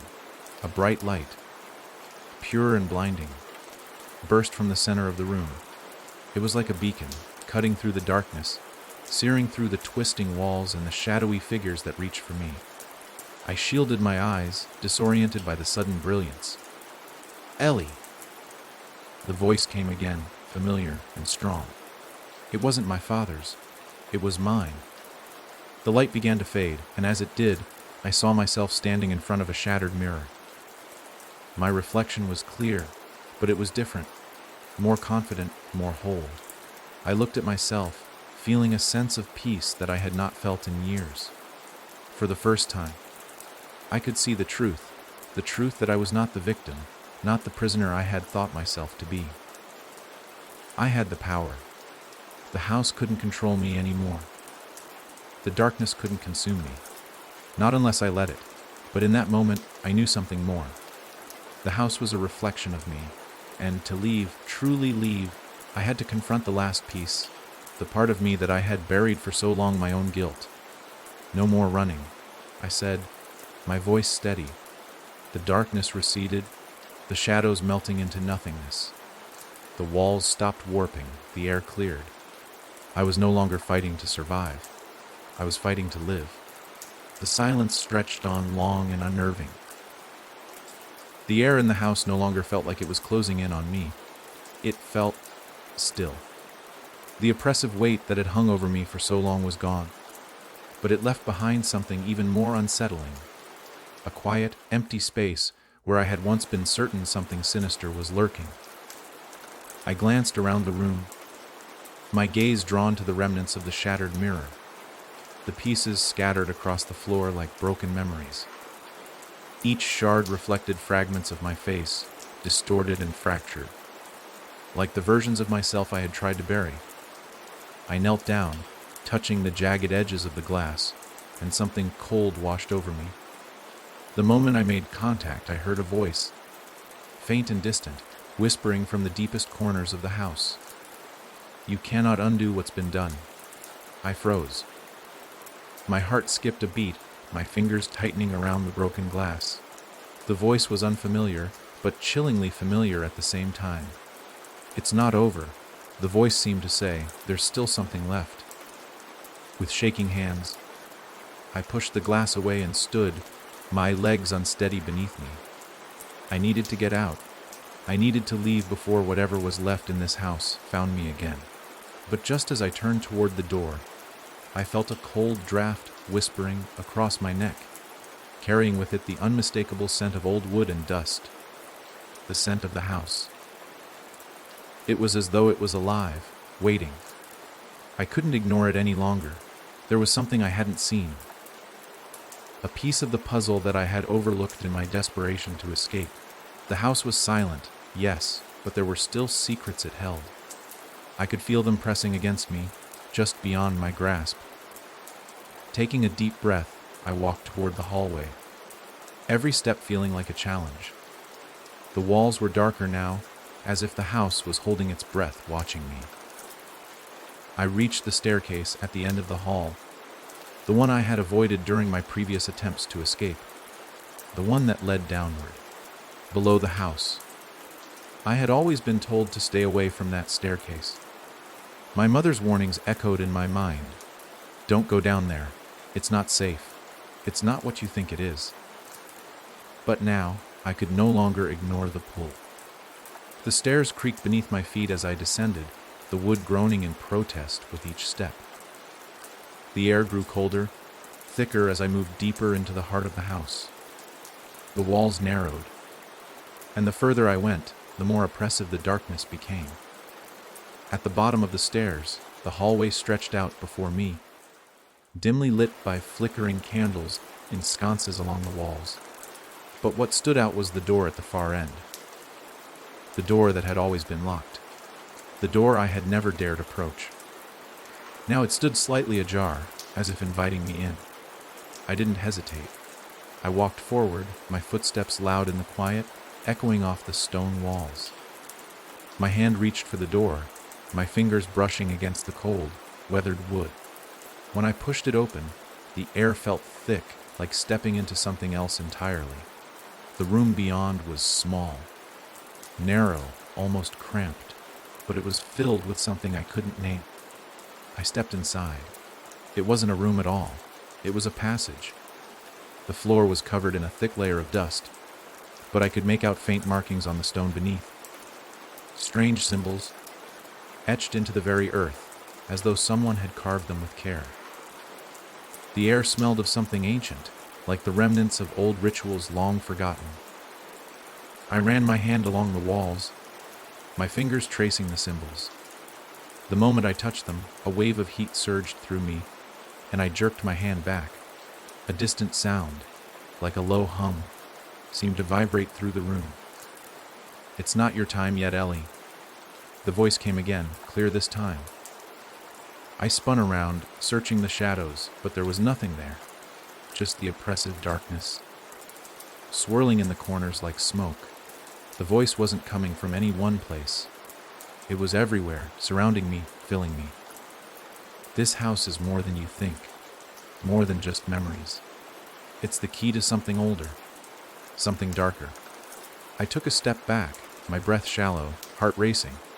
I had no idea what was happening, no idea what this place was or what I was supposed to do with the knowledge I had gained. The house had been a prison for so long, I had never considered that it might also be the key to something greater, something terrifying. Suddenly, the temperature in the room dropped. I could see my breath fog in front of me, and a chill ran down my spine. The shadows began to shift, twisting into shapes that almost seemed alive. I took another step back, but before I could react, the ground beneath me trembled. The walls began to pulse, and the symbols on the floor glowed faintly.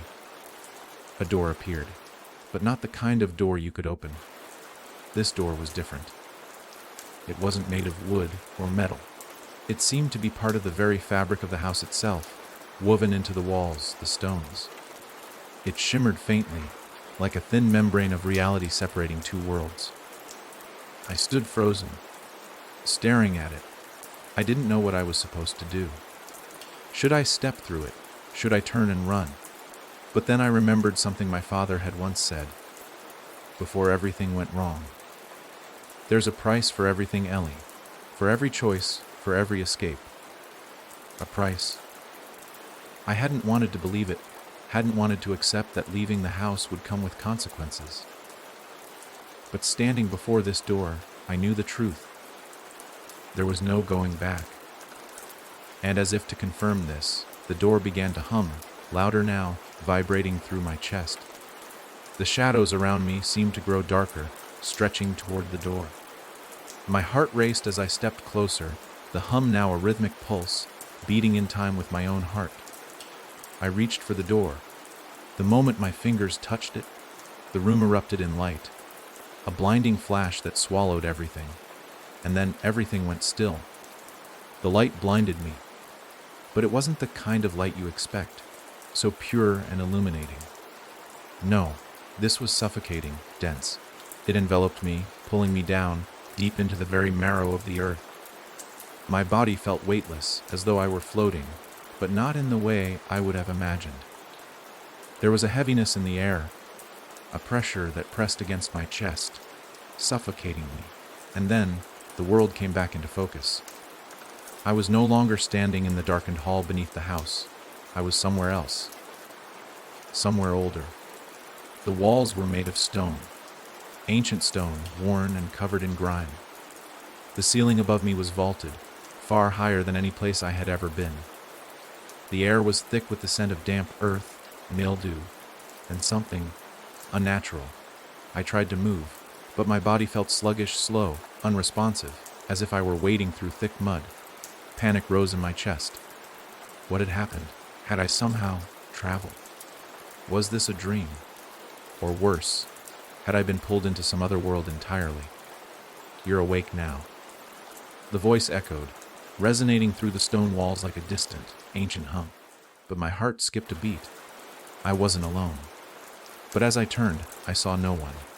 The voice was disembodied, reaching out from the corners of the space, weaving through the stone like it had always been there. You've crossed the threshold, Ellie. There's no turning back. I spun around, desperate to locate the source of the voice. But all I could see were the shadows in the cold, damp walls. A breeze whispered through the space, chilling the sweat on my skin. It smelled of decay, like the earth had been waiting for something. Waiting for me. I took a deep breath, trying to calm myself. "Who are you?" I asked, my voice trembling. Though I didn't want to show fear. Not now. Not when the walls themselves seemed to press in around me. The response came instantly, but this time it wasn't just a voice. It was something else. Something tangible, something more real. "I am the house." The words reverberated through my bones, vibrating in the air like the echo of some forgotten force. The house. It wasn't a place. It wasn't just wood and stone and walls. It was alive. But how? What had happened to the house? Why was I here? What was this place? The weight of the questions bore down on me, but before I could ask another, the shadows seemed to stir. A shape moved across the far wall. A figure, tall and thin, its outline shifting and contorting in the flickering torchlight. I froze, my eyes straining to see. The figure stepped forward, emerging from the gloom. It was a man. No, not a man. Not entirely. He was tall, impossibly thin, his features obscured by a heavy cloak of black, his face hidden in shadow.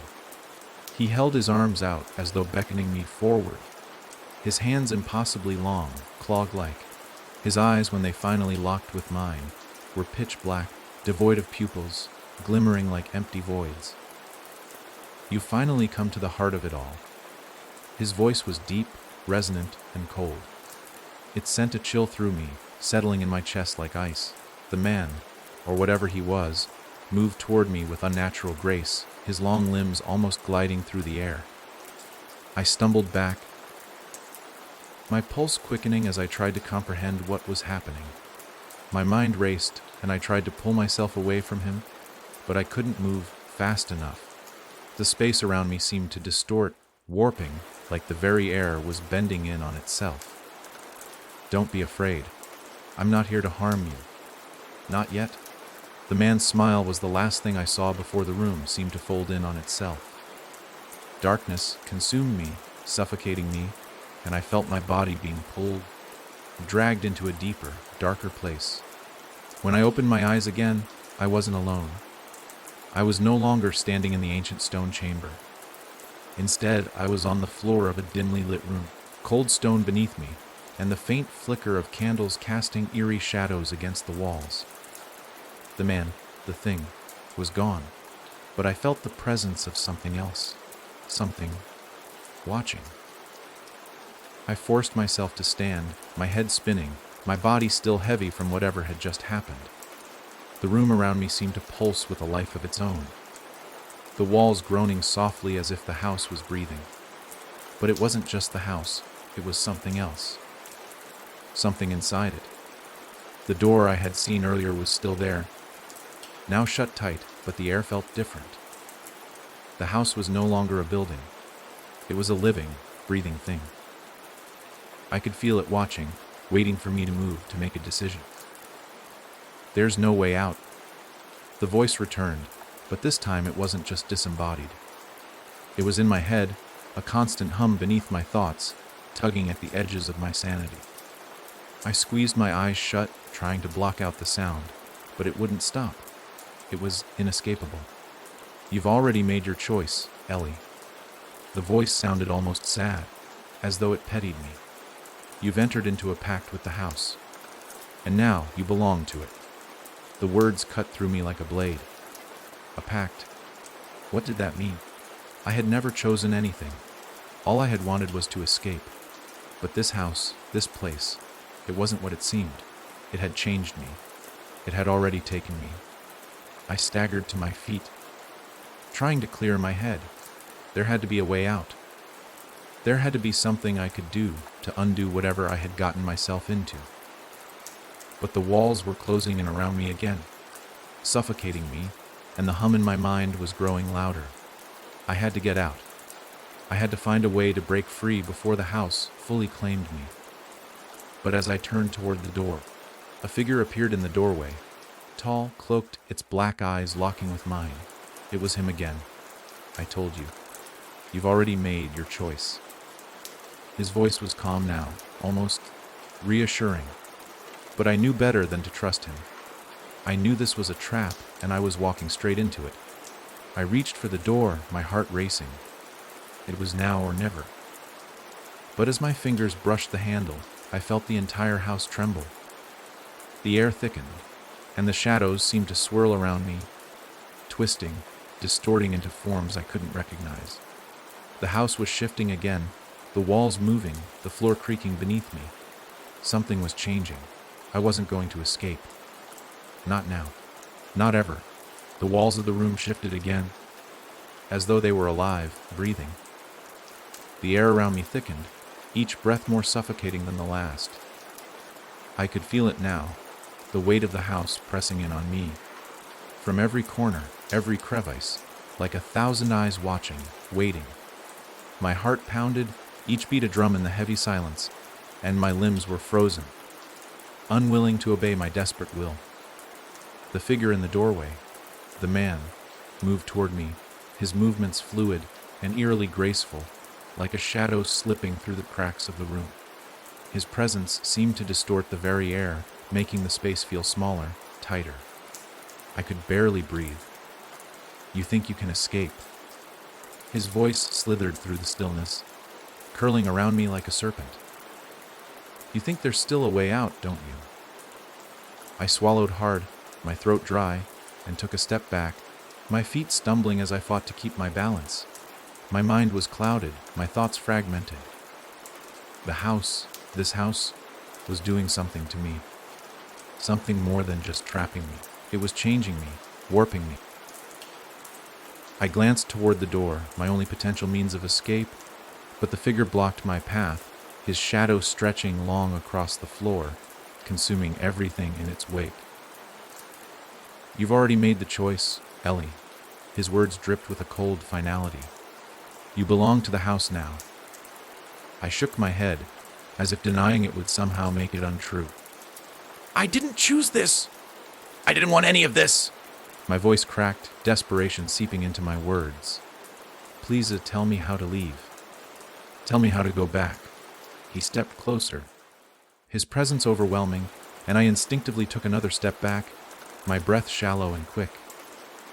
The room felt smaller now, like the walls were closing in. His gaze never wavered, his black eyes staring into mine, deep and endless, like the void itself. "You can't go back, Ellie. You never could." The words pierced me, slicing through my fragile hope. "What do you mean?" I demanded, my voice rising, shaking with a mix of anger and fear. "What is this place? What are you?" He didn't answer immediately. Instead, he reached up, slowly, deliberately, to pull back his hood. The movement was slow, almost torturously so, as if he were savoring my fear, my uncertainty. As the hood fell back, the face beneath it was revealed. Though it was not a face at all. It was a mask, but not like any mask I had ever seen before. It was smooth, featureless, a grotesque imitation of a human face, with no eyes, no mouth, nothing but an expanse of pale, unblemished skin. Yet, I could feel the malice behind it, the presence that radiated from it. It wasn't a mask, it was a part of him, or it. I am the house. The voice reverberated in my mind, deeper now, more terrifying. And I am its keeper. A cold shiver ran down my spine as his words settled into my bones. I felt the weight of them, felt the truth of them. The house itself was alive. The man, the thing, was merely its agent, its voice. And now I was a part of it, whether I liked it or not. "What do you want from me?" I whispered, my voice breaking as I sank to my knees, the weight of my realization crashing down on me. "I want nothing from you, Ellie." His voice was soft now, almost kind, but there was a cruel edge to it. "I merely exist to ensure that you fulfill your role. That is all." I shook my head again, tears blurring my vision. "I didn't sign up for this," I choked out. I didn't ask for any of this. You were always meant to be here." He stepped forward, and I instinctively pulled back, my body reacting to his nearness. "You were always going to come to this place. To me." His words twisted in my mind. How could that be? How could I have known? I had never even heard of this place until I stumbled upon it, until I found myself in the house. But as he spoke, I realized something. It had been pulling at me for much longer than I had realized. The strange dreams.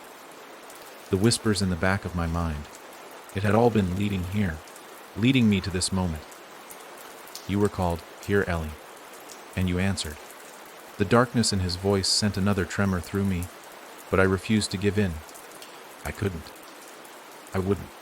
Not yet. "But there's still a way out," I said, my voice trembling but defiant. "Tell me how to leave. I'll do anything." For a moment, there was silence. The house seemed to hold its breath, the air still, thick with tension. Then the man, the keeper, gave a slight, almost imperceptible nod. "There is a way."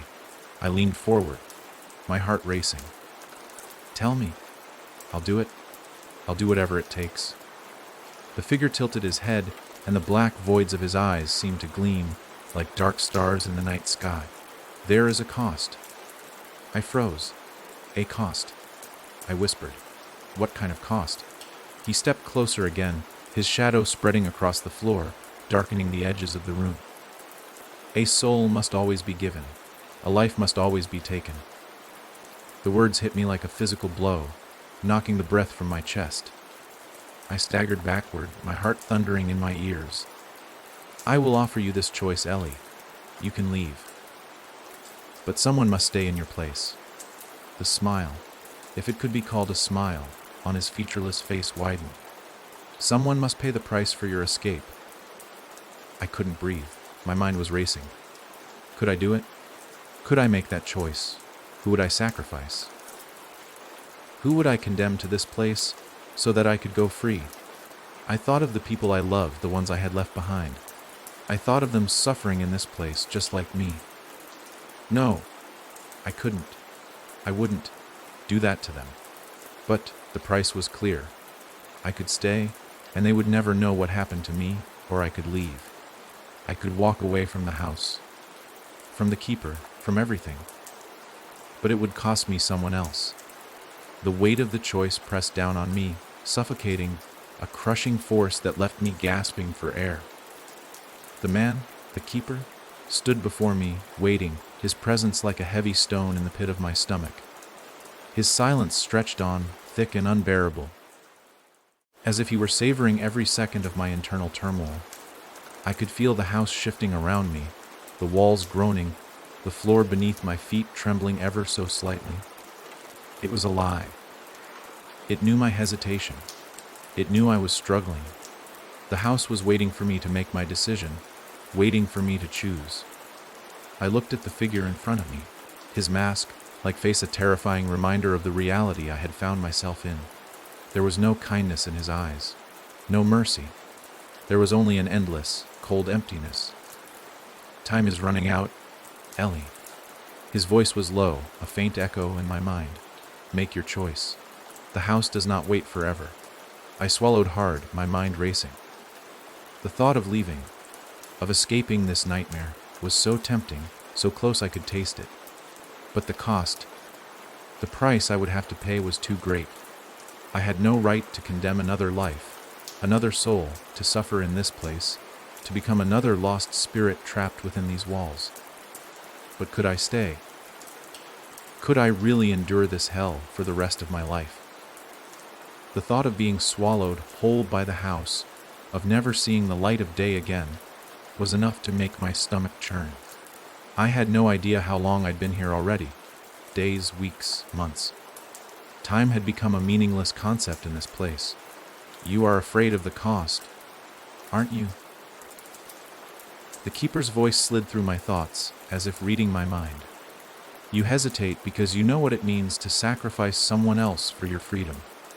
I nodded slowly, my throat tight, my chest heavy.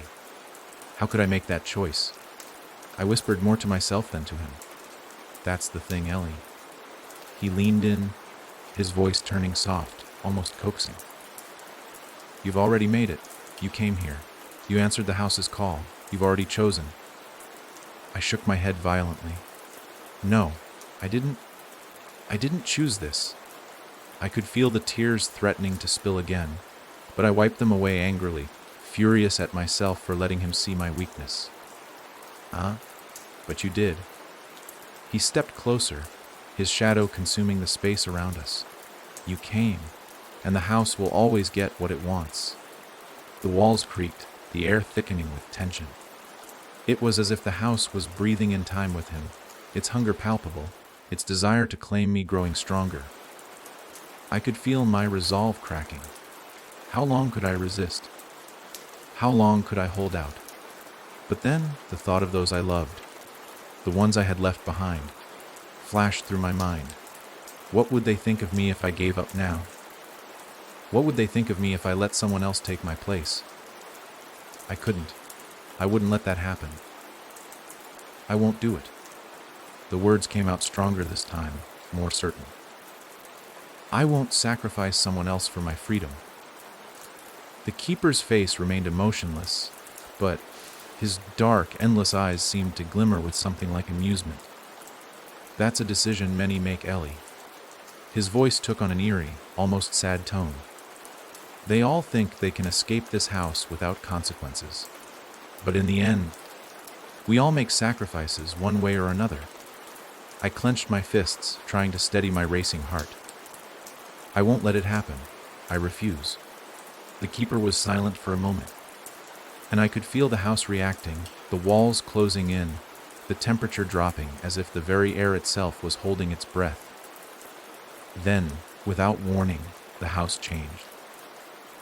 The ground beneath me trembled violently, and a low, rumbling noise filled the air as if the very foundations of the building were shaking apart. No one escapes without paying a price. The keeper's voice was more forceful now, his words like a thunderclap in the oppressive silence. And neither will you. The room twisted, contorted, and in a blink, I was no longer standing in the same place. The walls had shifted, again, becoming a labyrinth of hallways, doors, and strange passages, all leading nowhere. It was like the house had swallowed me whole, and I was now trapped in its endless maw. I stumbled back, heart racing, breath shallow, as I tried to make sense of the new surroundings. The floor beneath me was cold, the walls dark and oppressive.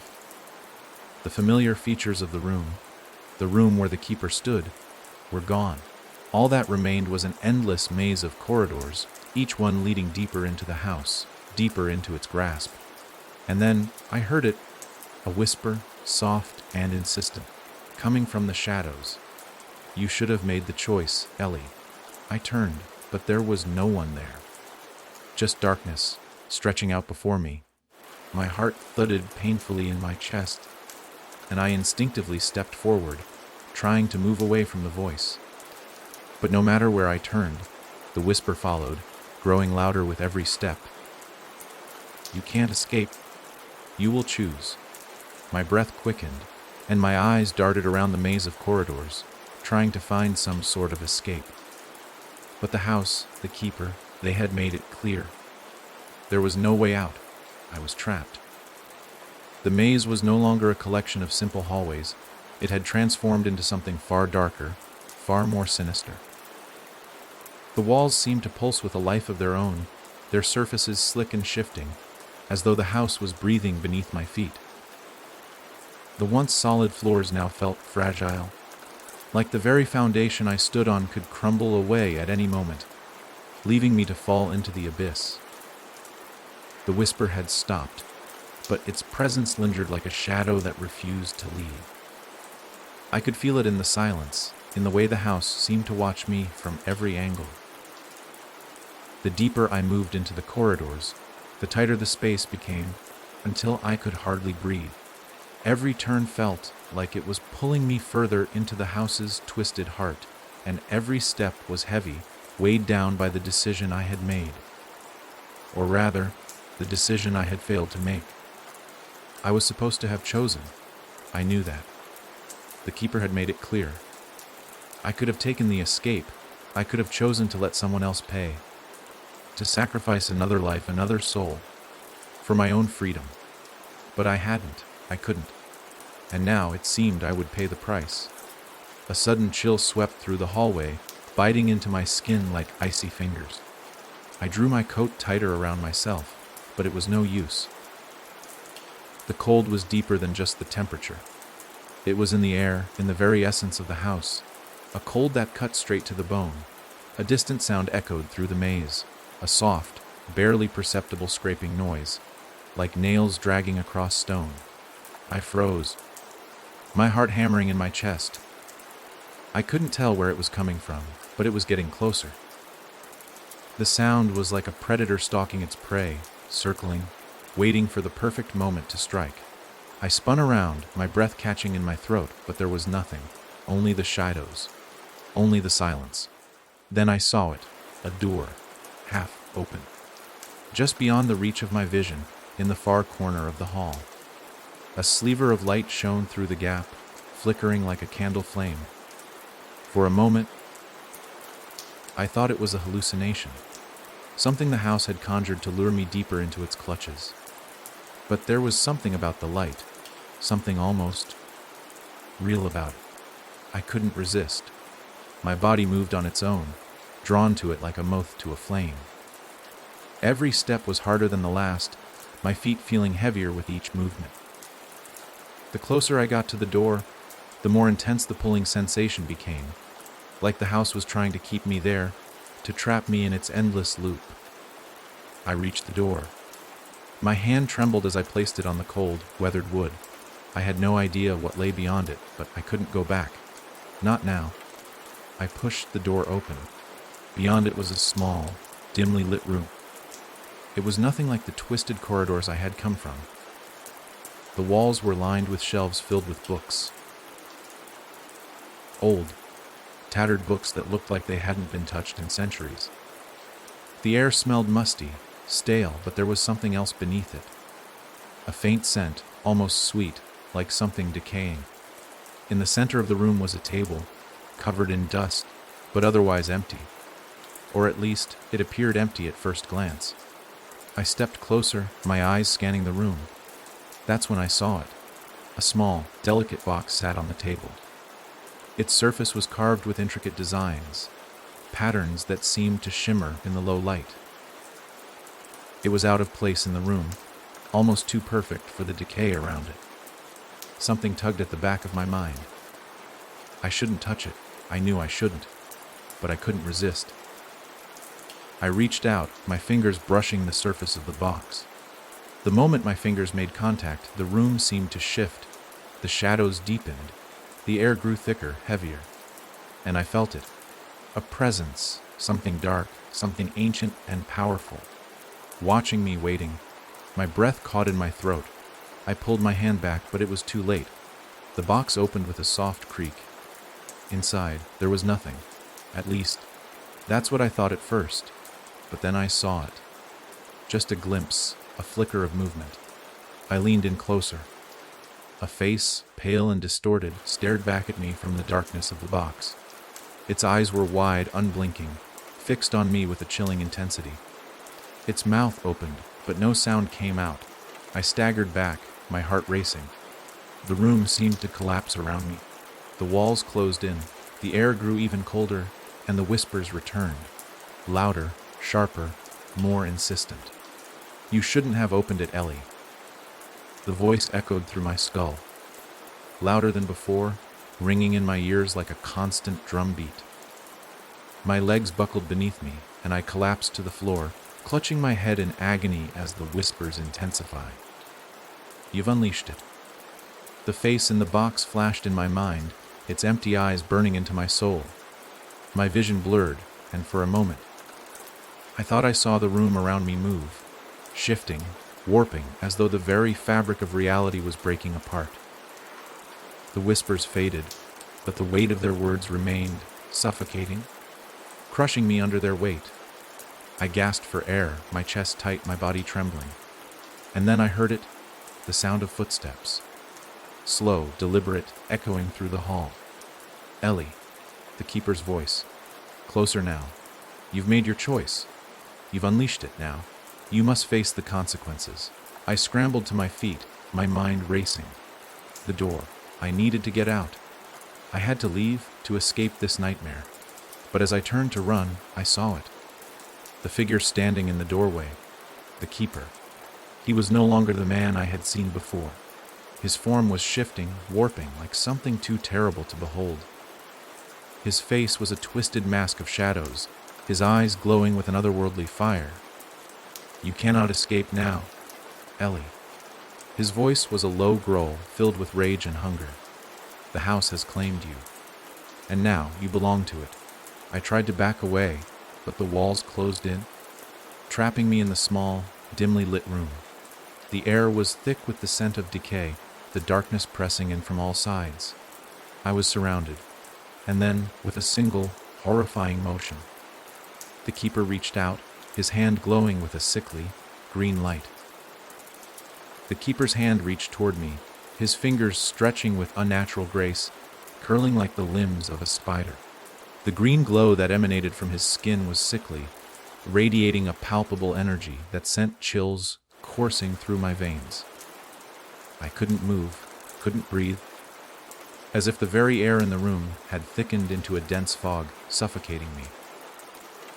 I stumbled backward, my heart pounding in my chest.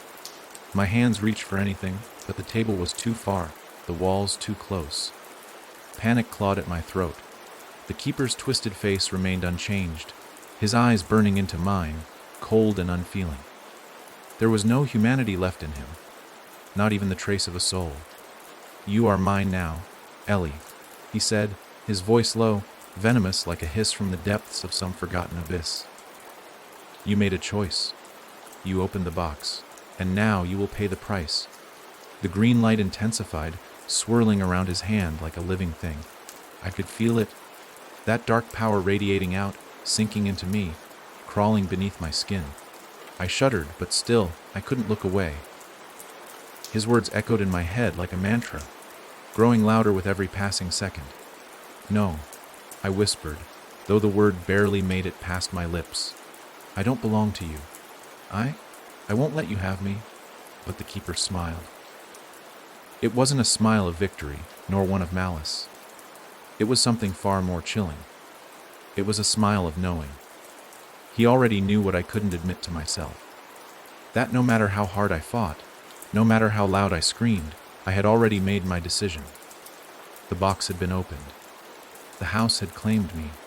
With a sudden, sickening lurch, I felt something tear within me, a rift opening in my very soul. It wasn't just my will that was being broken, it was something deeper, something that cut into the very essence of who I was. And as the keeper stepped closer, the room around me shifted again, bending, warping like the house itself was alive, twisting with dark intention.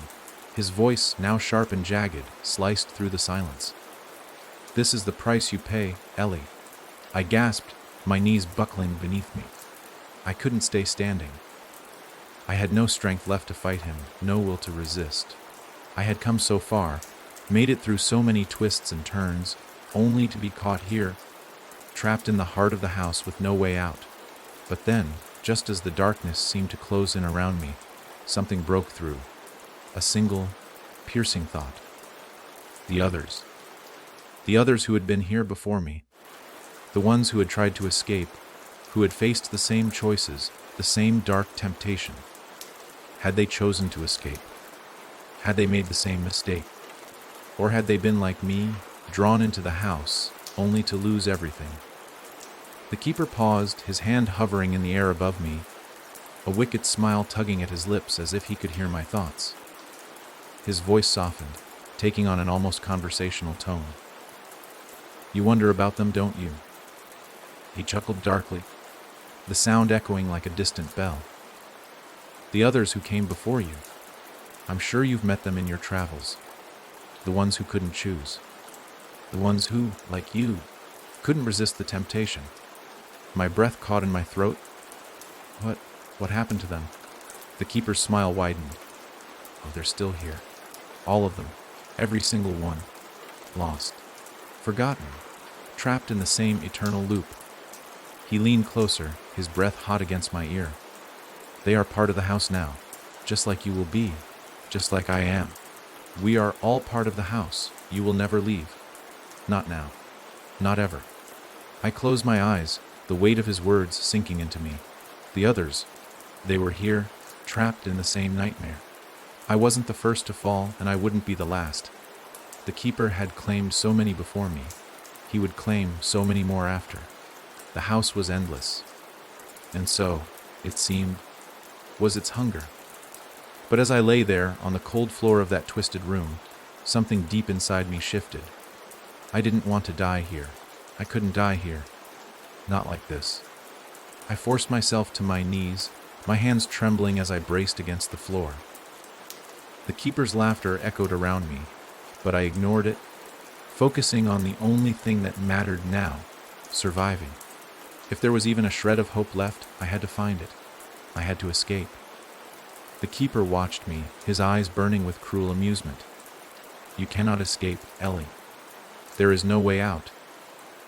His words were like a weight pressing down on my chest, but I pushed them away, determined to find a way. I didn't know how or why, but I had a feeling now. A whisper of something long buried in the dark corners of my mind. The box. The face. The choice.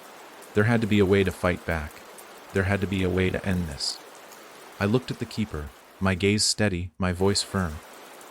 "I will escape, and you can't stop me." His face twisted with rage, the green light from his hand flaring with violent intensity. "You will regret that, Ellie." But I didn't wait for him to strike. I knew that if I stood any longer, if I allowed the fear to take hold again, I would lose whatever strength I had left. I turned and fled, my legs barely holding me as I ran, the darkness closing in behind me. The house seemed to stretch and shift as I ran, the walls folding in on themselves, trying to trap me, to swallow me whole. I didn't know where I was going, but I knew one thing: I couldn't stop now. Not ever. Not until I found a way to break the cycle. The house might have claimed others, but it wouldn't claim me. Not without a fight. I didn't know how much longer I could run. The house was shifting faster now, contorting itself with every step I took. The floor beneath me seemed to pulse, to breathe, like it was alive. The walls closed in, then expanded, mocking me with every inch of progress I made. "Don't look back," I told myself. "Just keep running." But it was impossible. The house was everywhere. Every corner, every hallway was endless, as though the space itself was a reflection of the curse that bound me to it. The green glow of the keeper's presence seemed to bleed into the walls, infecting everything, staining everything it touched. A door appeared before me. It hadn't been there a moment ago, but now it stood just ahead, inviting me forward like a whisper in the dark. Was this the way out? I couldn't tell. There had been so many false promises before, so many illusions of freedom. But something about this door felt different.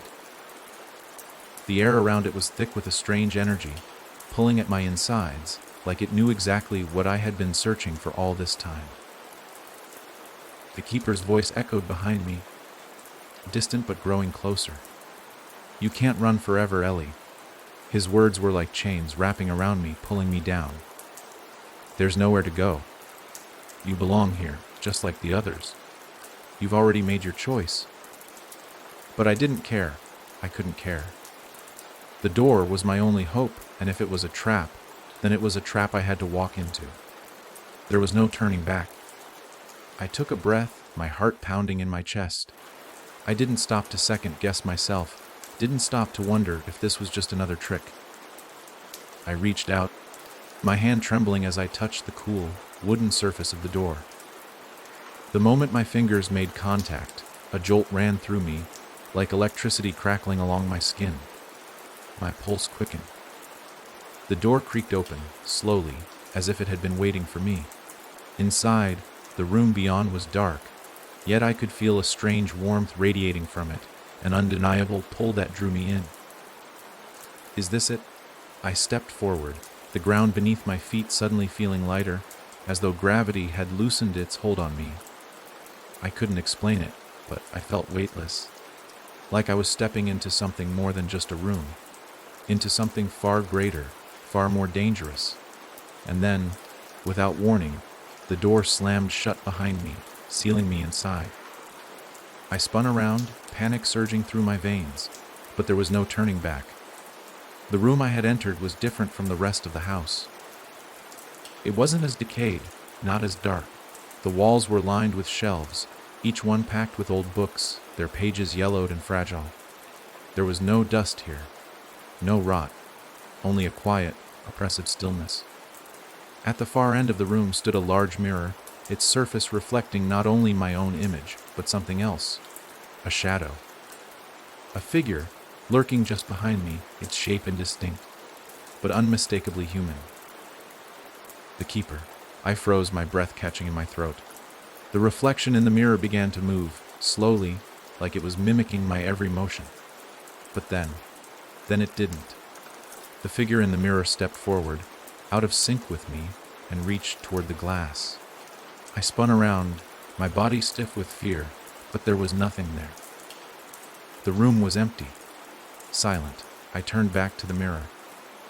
The figure in the glass stood closer now, its hand pressed flat against the surface, as though trying to break through. Its face was indistinct, blurry, but the eyes, they were cold, hollow, dead. This wasn't real. I stumbled backward, my hands shaking, but the mirror refused to let go of the image. The figure kept coming, inching closer and closer, until I thought I would suffocate from the weight of its gaze. It was as though the very fabric of reality was tearing, distorting. And then, just as quickly, the figure in the mirror reached its hand through. I screamed, stumbling back as the hand extended into the air, phasing through the glass like water. It was cold, colder than anything I had ever felt, and it grasped my arm with a force that made my knees buckle beneath me. I struggled, trying to pull away, but it was too strong. The figure's grip tightened, its fingers sharp, like claws digging into my skin. I heard a voice, faint at first, but growing clearer by the second. "It's too late. You cannot escape." The voice was warped, distorted, as if it came from all around me. I tried to fight, to break free, but the figure in the mirror was now pulling me toward it. The air around me grew colder, heavier, as though the room itself was sinking into the darkness. I couldn't breathe. I couldn't think. And then, just as my world began to collapse into a void of blackness, the mirror shattered. The shards of glass exploded outward, scattering across the floor. But the figure wasn't gone. It was still there, standing in front of me, its body now fully visible, its face twisted and familiar. It was me. It was a twisted version of myself, pale, gaunt, eyes hollowed out, mouth stretched into an unnatural grin. "You made the choice, Ellie," the figure said in my own voice, but there was nothing human in it. It was the keeper's voice, cold and final. "You came here for answers, but you will never leave. This is your fate." I screamed, stumbling backward, but there was nowhere to go. The walls closed in around me. the darkness swallowing everything. The door was gone, the room was gone, and I was left alone with the reflection of myself, my twisted self, staring back at me, a broken, hollow shell. The cold wrapped around me like a suffocating blanket, the darkness pressing in from every side. I couldn't breathe. I couldn't think. I was trapped in the confines of the house. But it was more than just the physical walls that held me. This place had become a part of me. My body, my mind, my very soul had been dragged into its depths, and now there was no escape. The twisted reflection of myself, the thing that had come through the mirror, stared at me, grinning with eyes that had no soul. It was me, but not me. A shattered version. A broken fragment of who I once was. I couldn't comprehend it. My body trembled with the weight of it all. The keeper's voice echoed around me, so faint now, as though it was fading. But it didn't matter. Nothing mattered anymore. "You're too late, Ellie." It whispered, its tone mocking, as if it was savoring my despair. "You always were." The room shifted again, the walls bending and twisting like the house was alive, shifting to something new, something darker.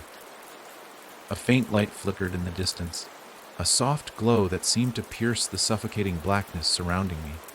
It beckoned me, pulling at the last remnants of my will. I took a step toward it, but the figure of myself, no, the keeper in my skin, moved as well, blocking my path. "Don't you see? You can't escape," it hissed. "I'm a part of you now. The house is a part of you. And you are a part of me." I swallowed hard, my heart pounding in my chest. My legs felt like they were made of stone, but somehow I forced myself to move again, stepping closer to the light.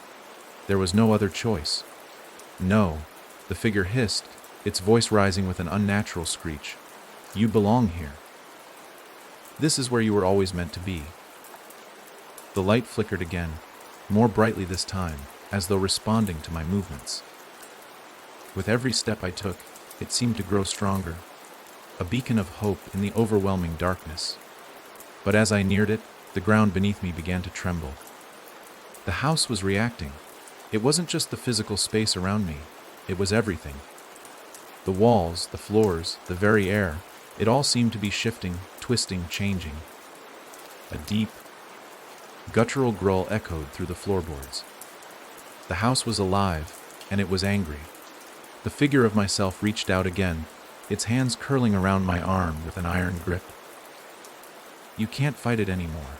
You never could." I gasped for air, struggling against the force that held me. The darkness seemed to reach deeper inside, as though it wanted to swallow me whole. The house was pulling me back, dragging me into its endless, suffocating grasp.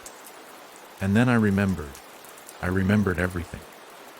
The keeper had made me believe I was lost, that I was doomed. But I wasn't the one who had fallen into its trap. I wasn't the one who had given in. I had been pulled here, forced into this nightmare. But it didn't matter now. The house wanted me, yes. But it couldn't control me. It couldn't take me if I didn't let it.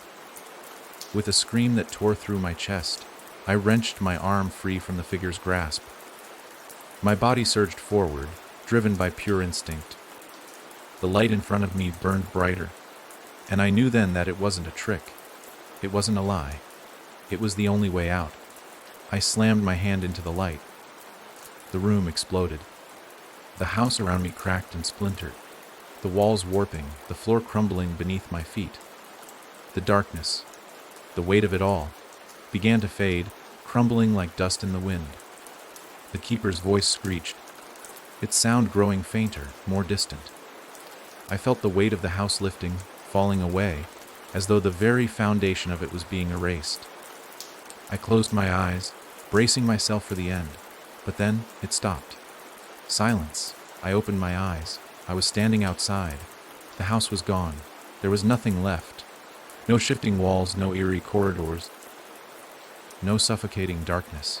Just the soft whispers of the wind and the stillness of the world around me. The air was cool, and for the first time in what felt like an eternity, I could breathe. I looked around, but there was no sign of the house. It had vanished as if it had never existed. The fog, the rot, the whispers, the endless corridors, all of it was gone. I was free. But as I stood there, I felt something cold on the back of my neck. My skin prickled, and I turned around. It was standing there. The keeper, his form half hidden in the shadow of a nearby tree, watching me with those empty, soulless eyes. His grin stretched across his face, far too wide. "You think you're free, Ellie," he said, his voice low and chilling. "But the house, it never lets go. Not completely. You may have escaped the walls, but it's always there, in the dark corners of your mind." The air grew colder as his figure shifted, merging with the shadows, becoming one with the night. And then, just like that, he was gone. I didn't move, not at first. I stood there, my heart racing, my body trembling. I didn't know if the keeper was gone for good, or if he would haunt me forever. But I knew one thing: I was alive. And that, for now, was enough.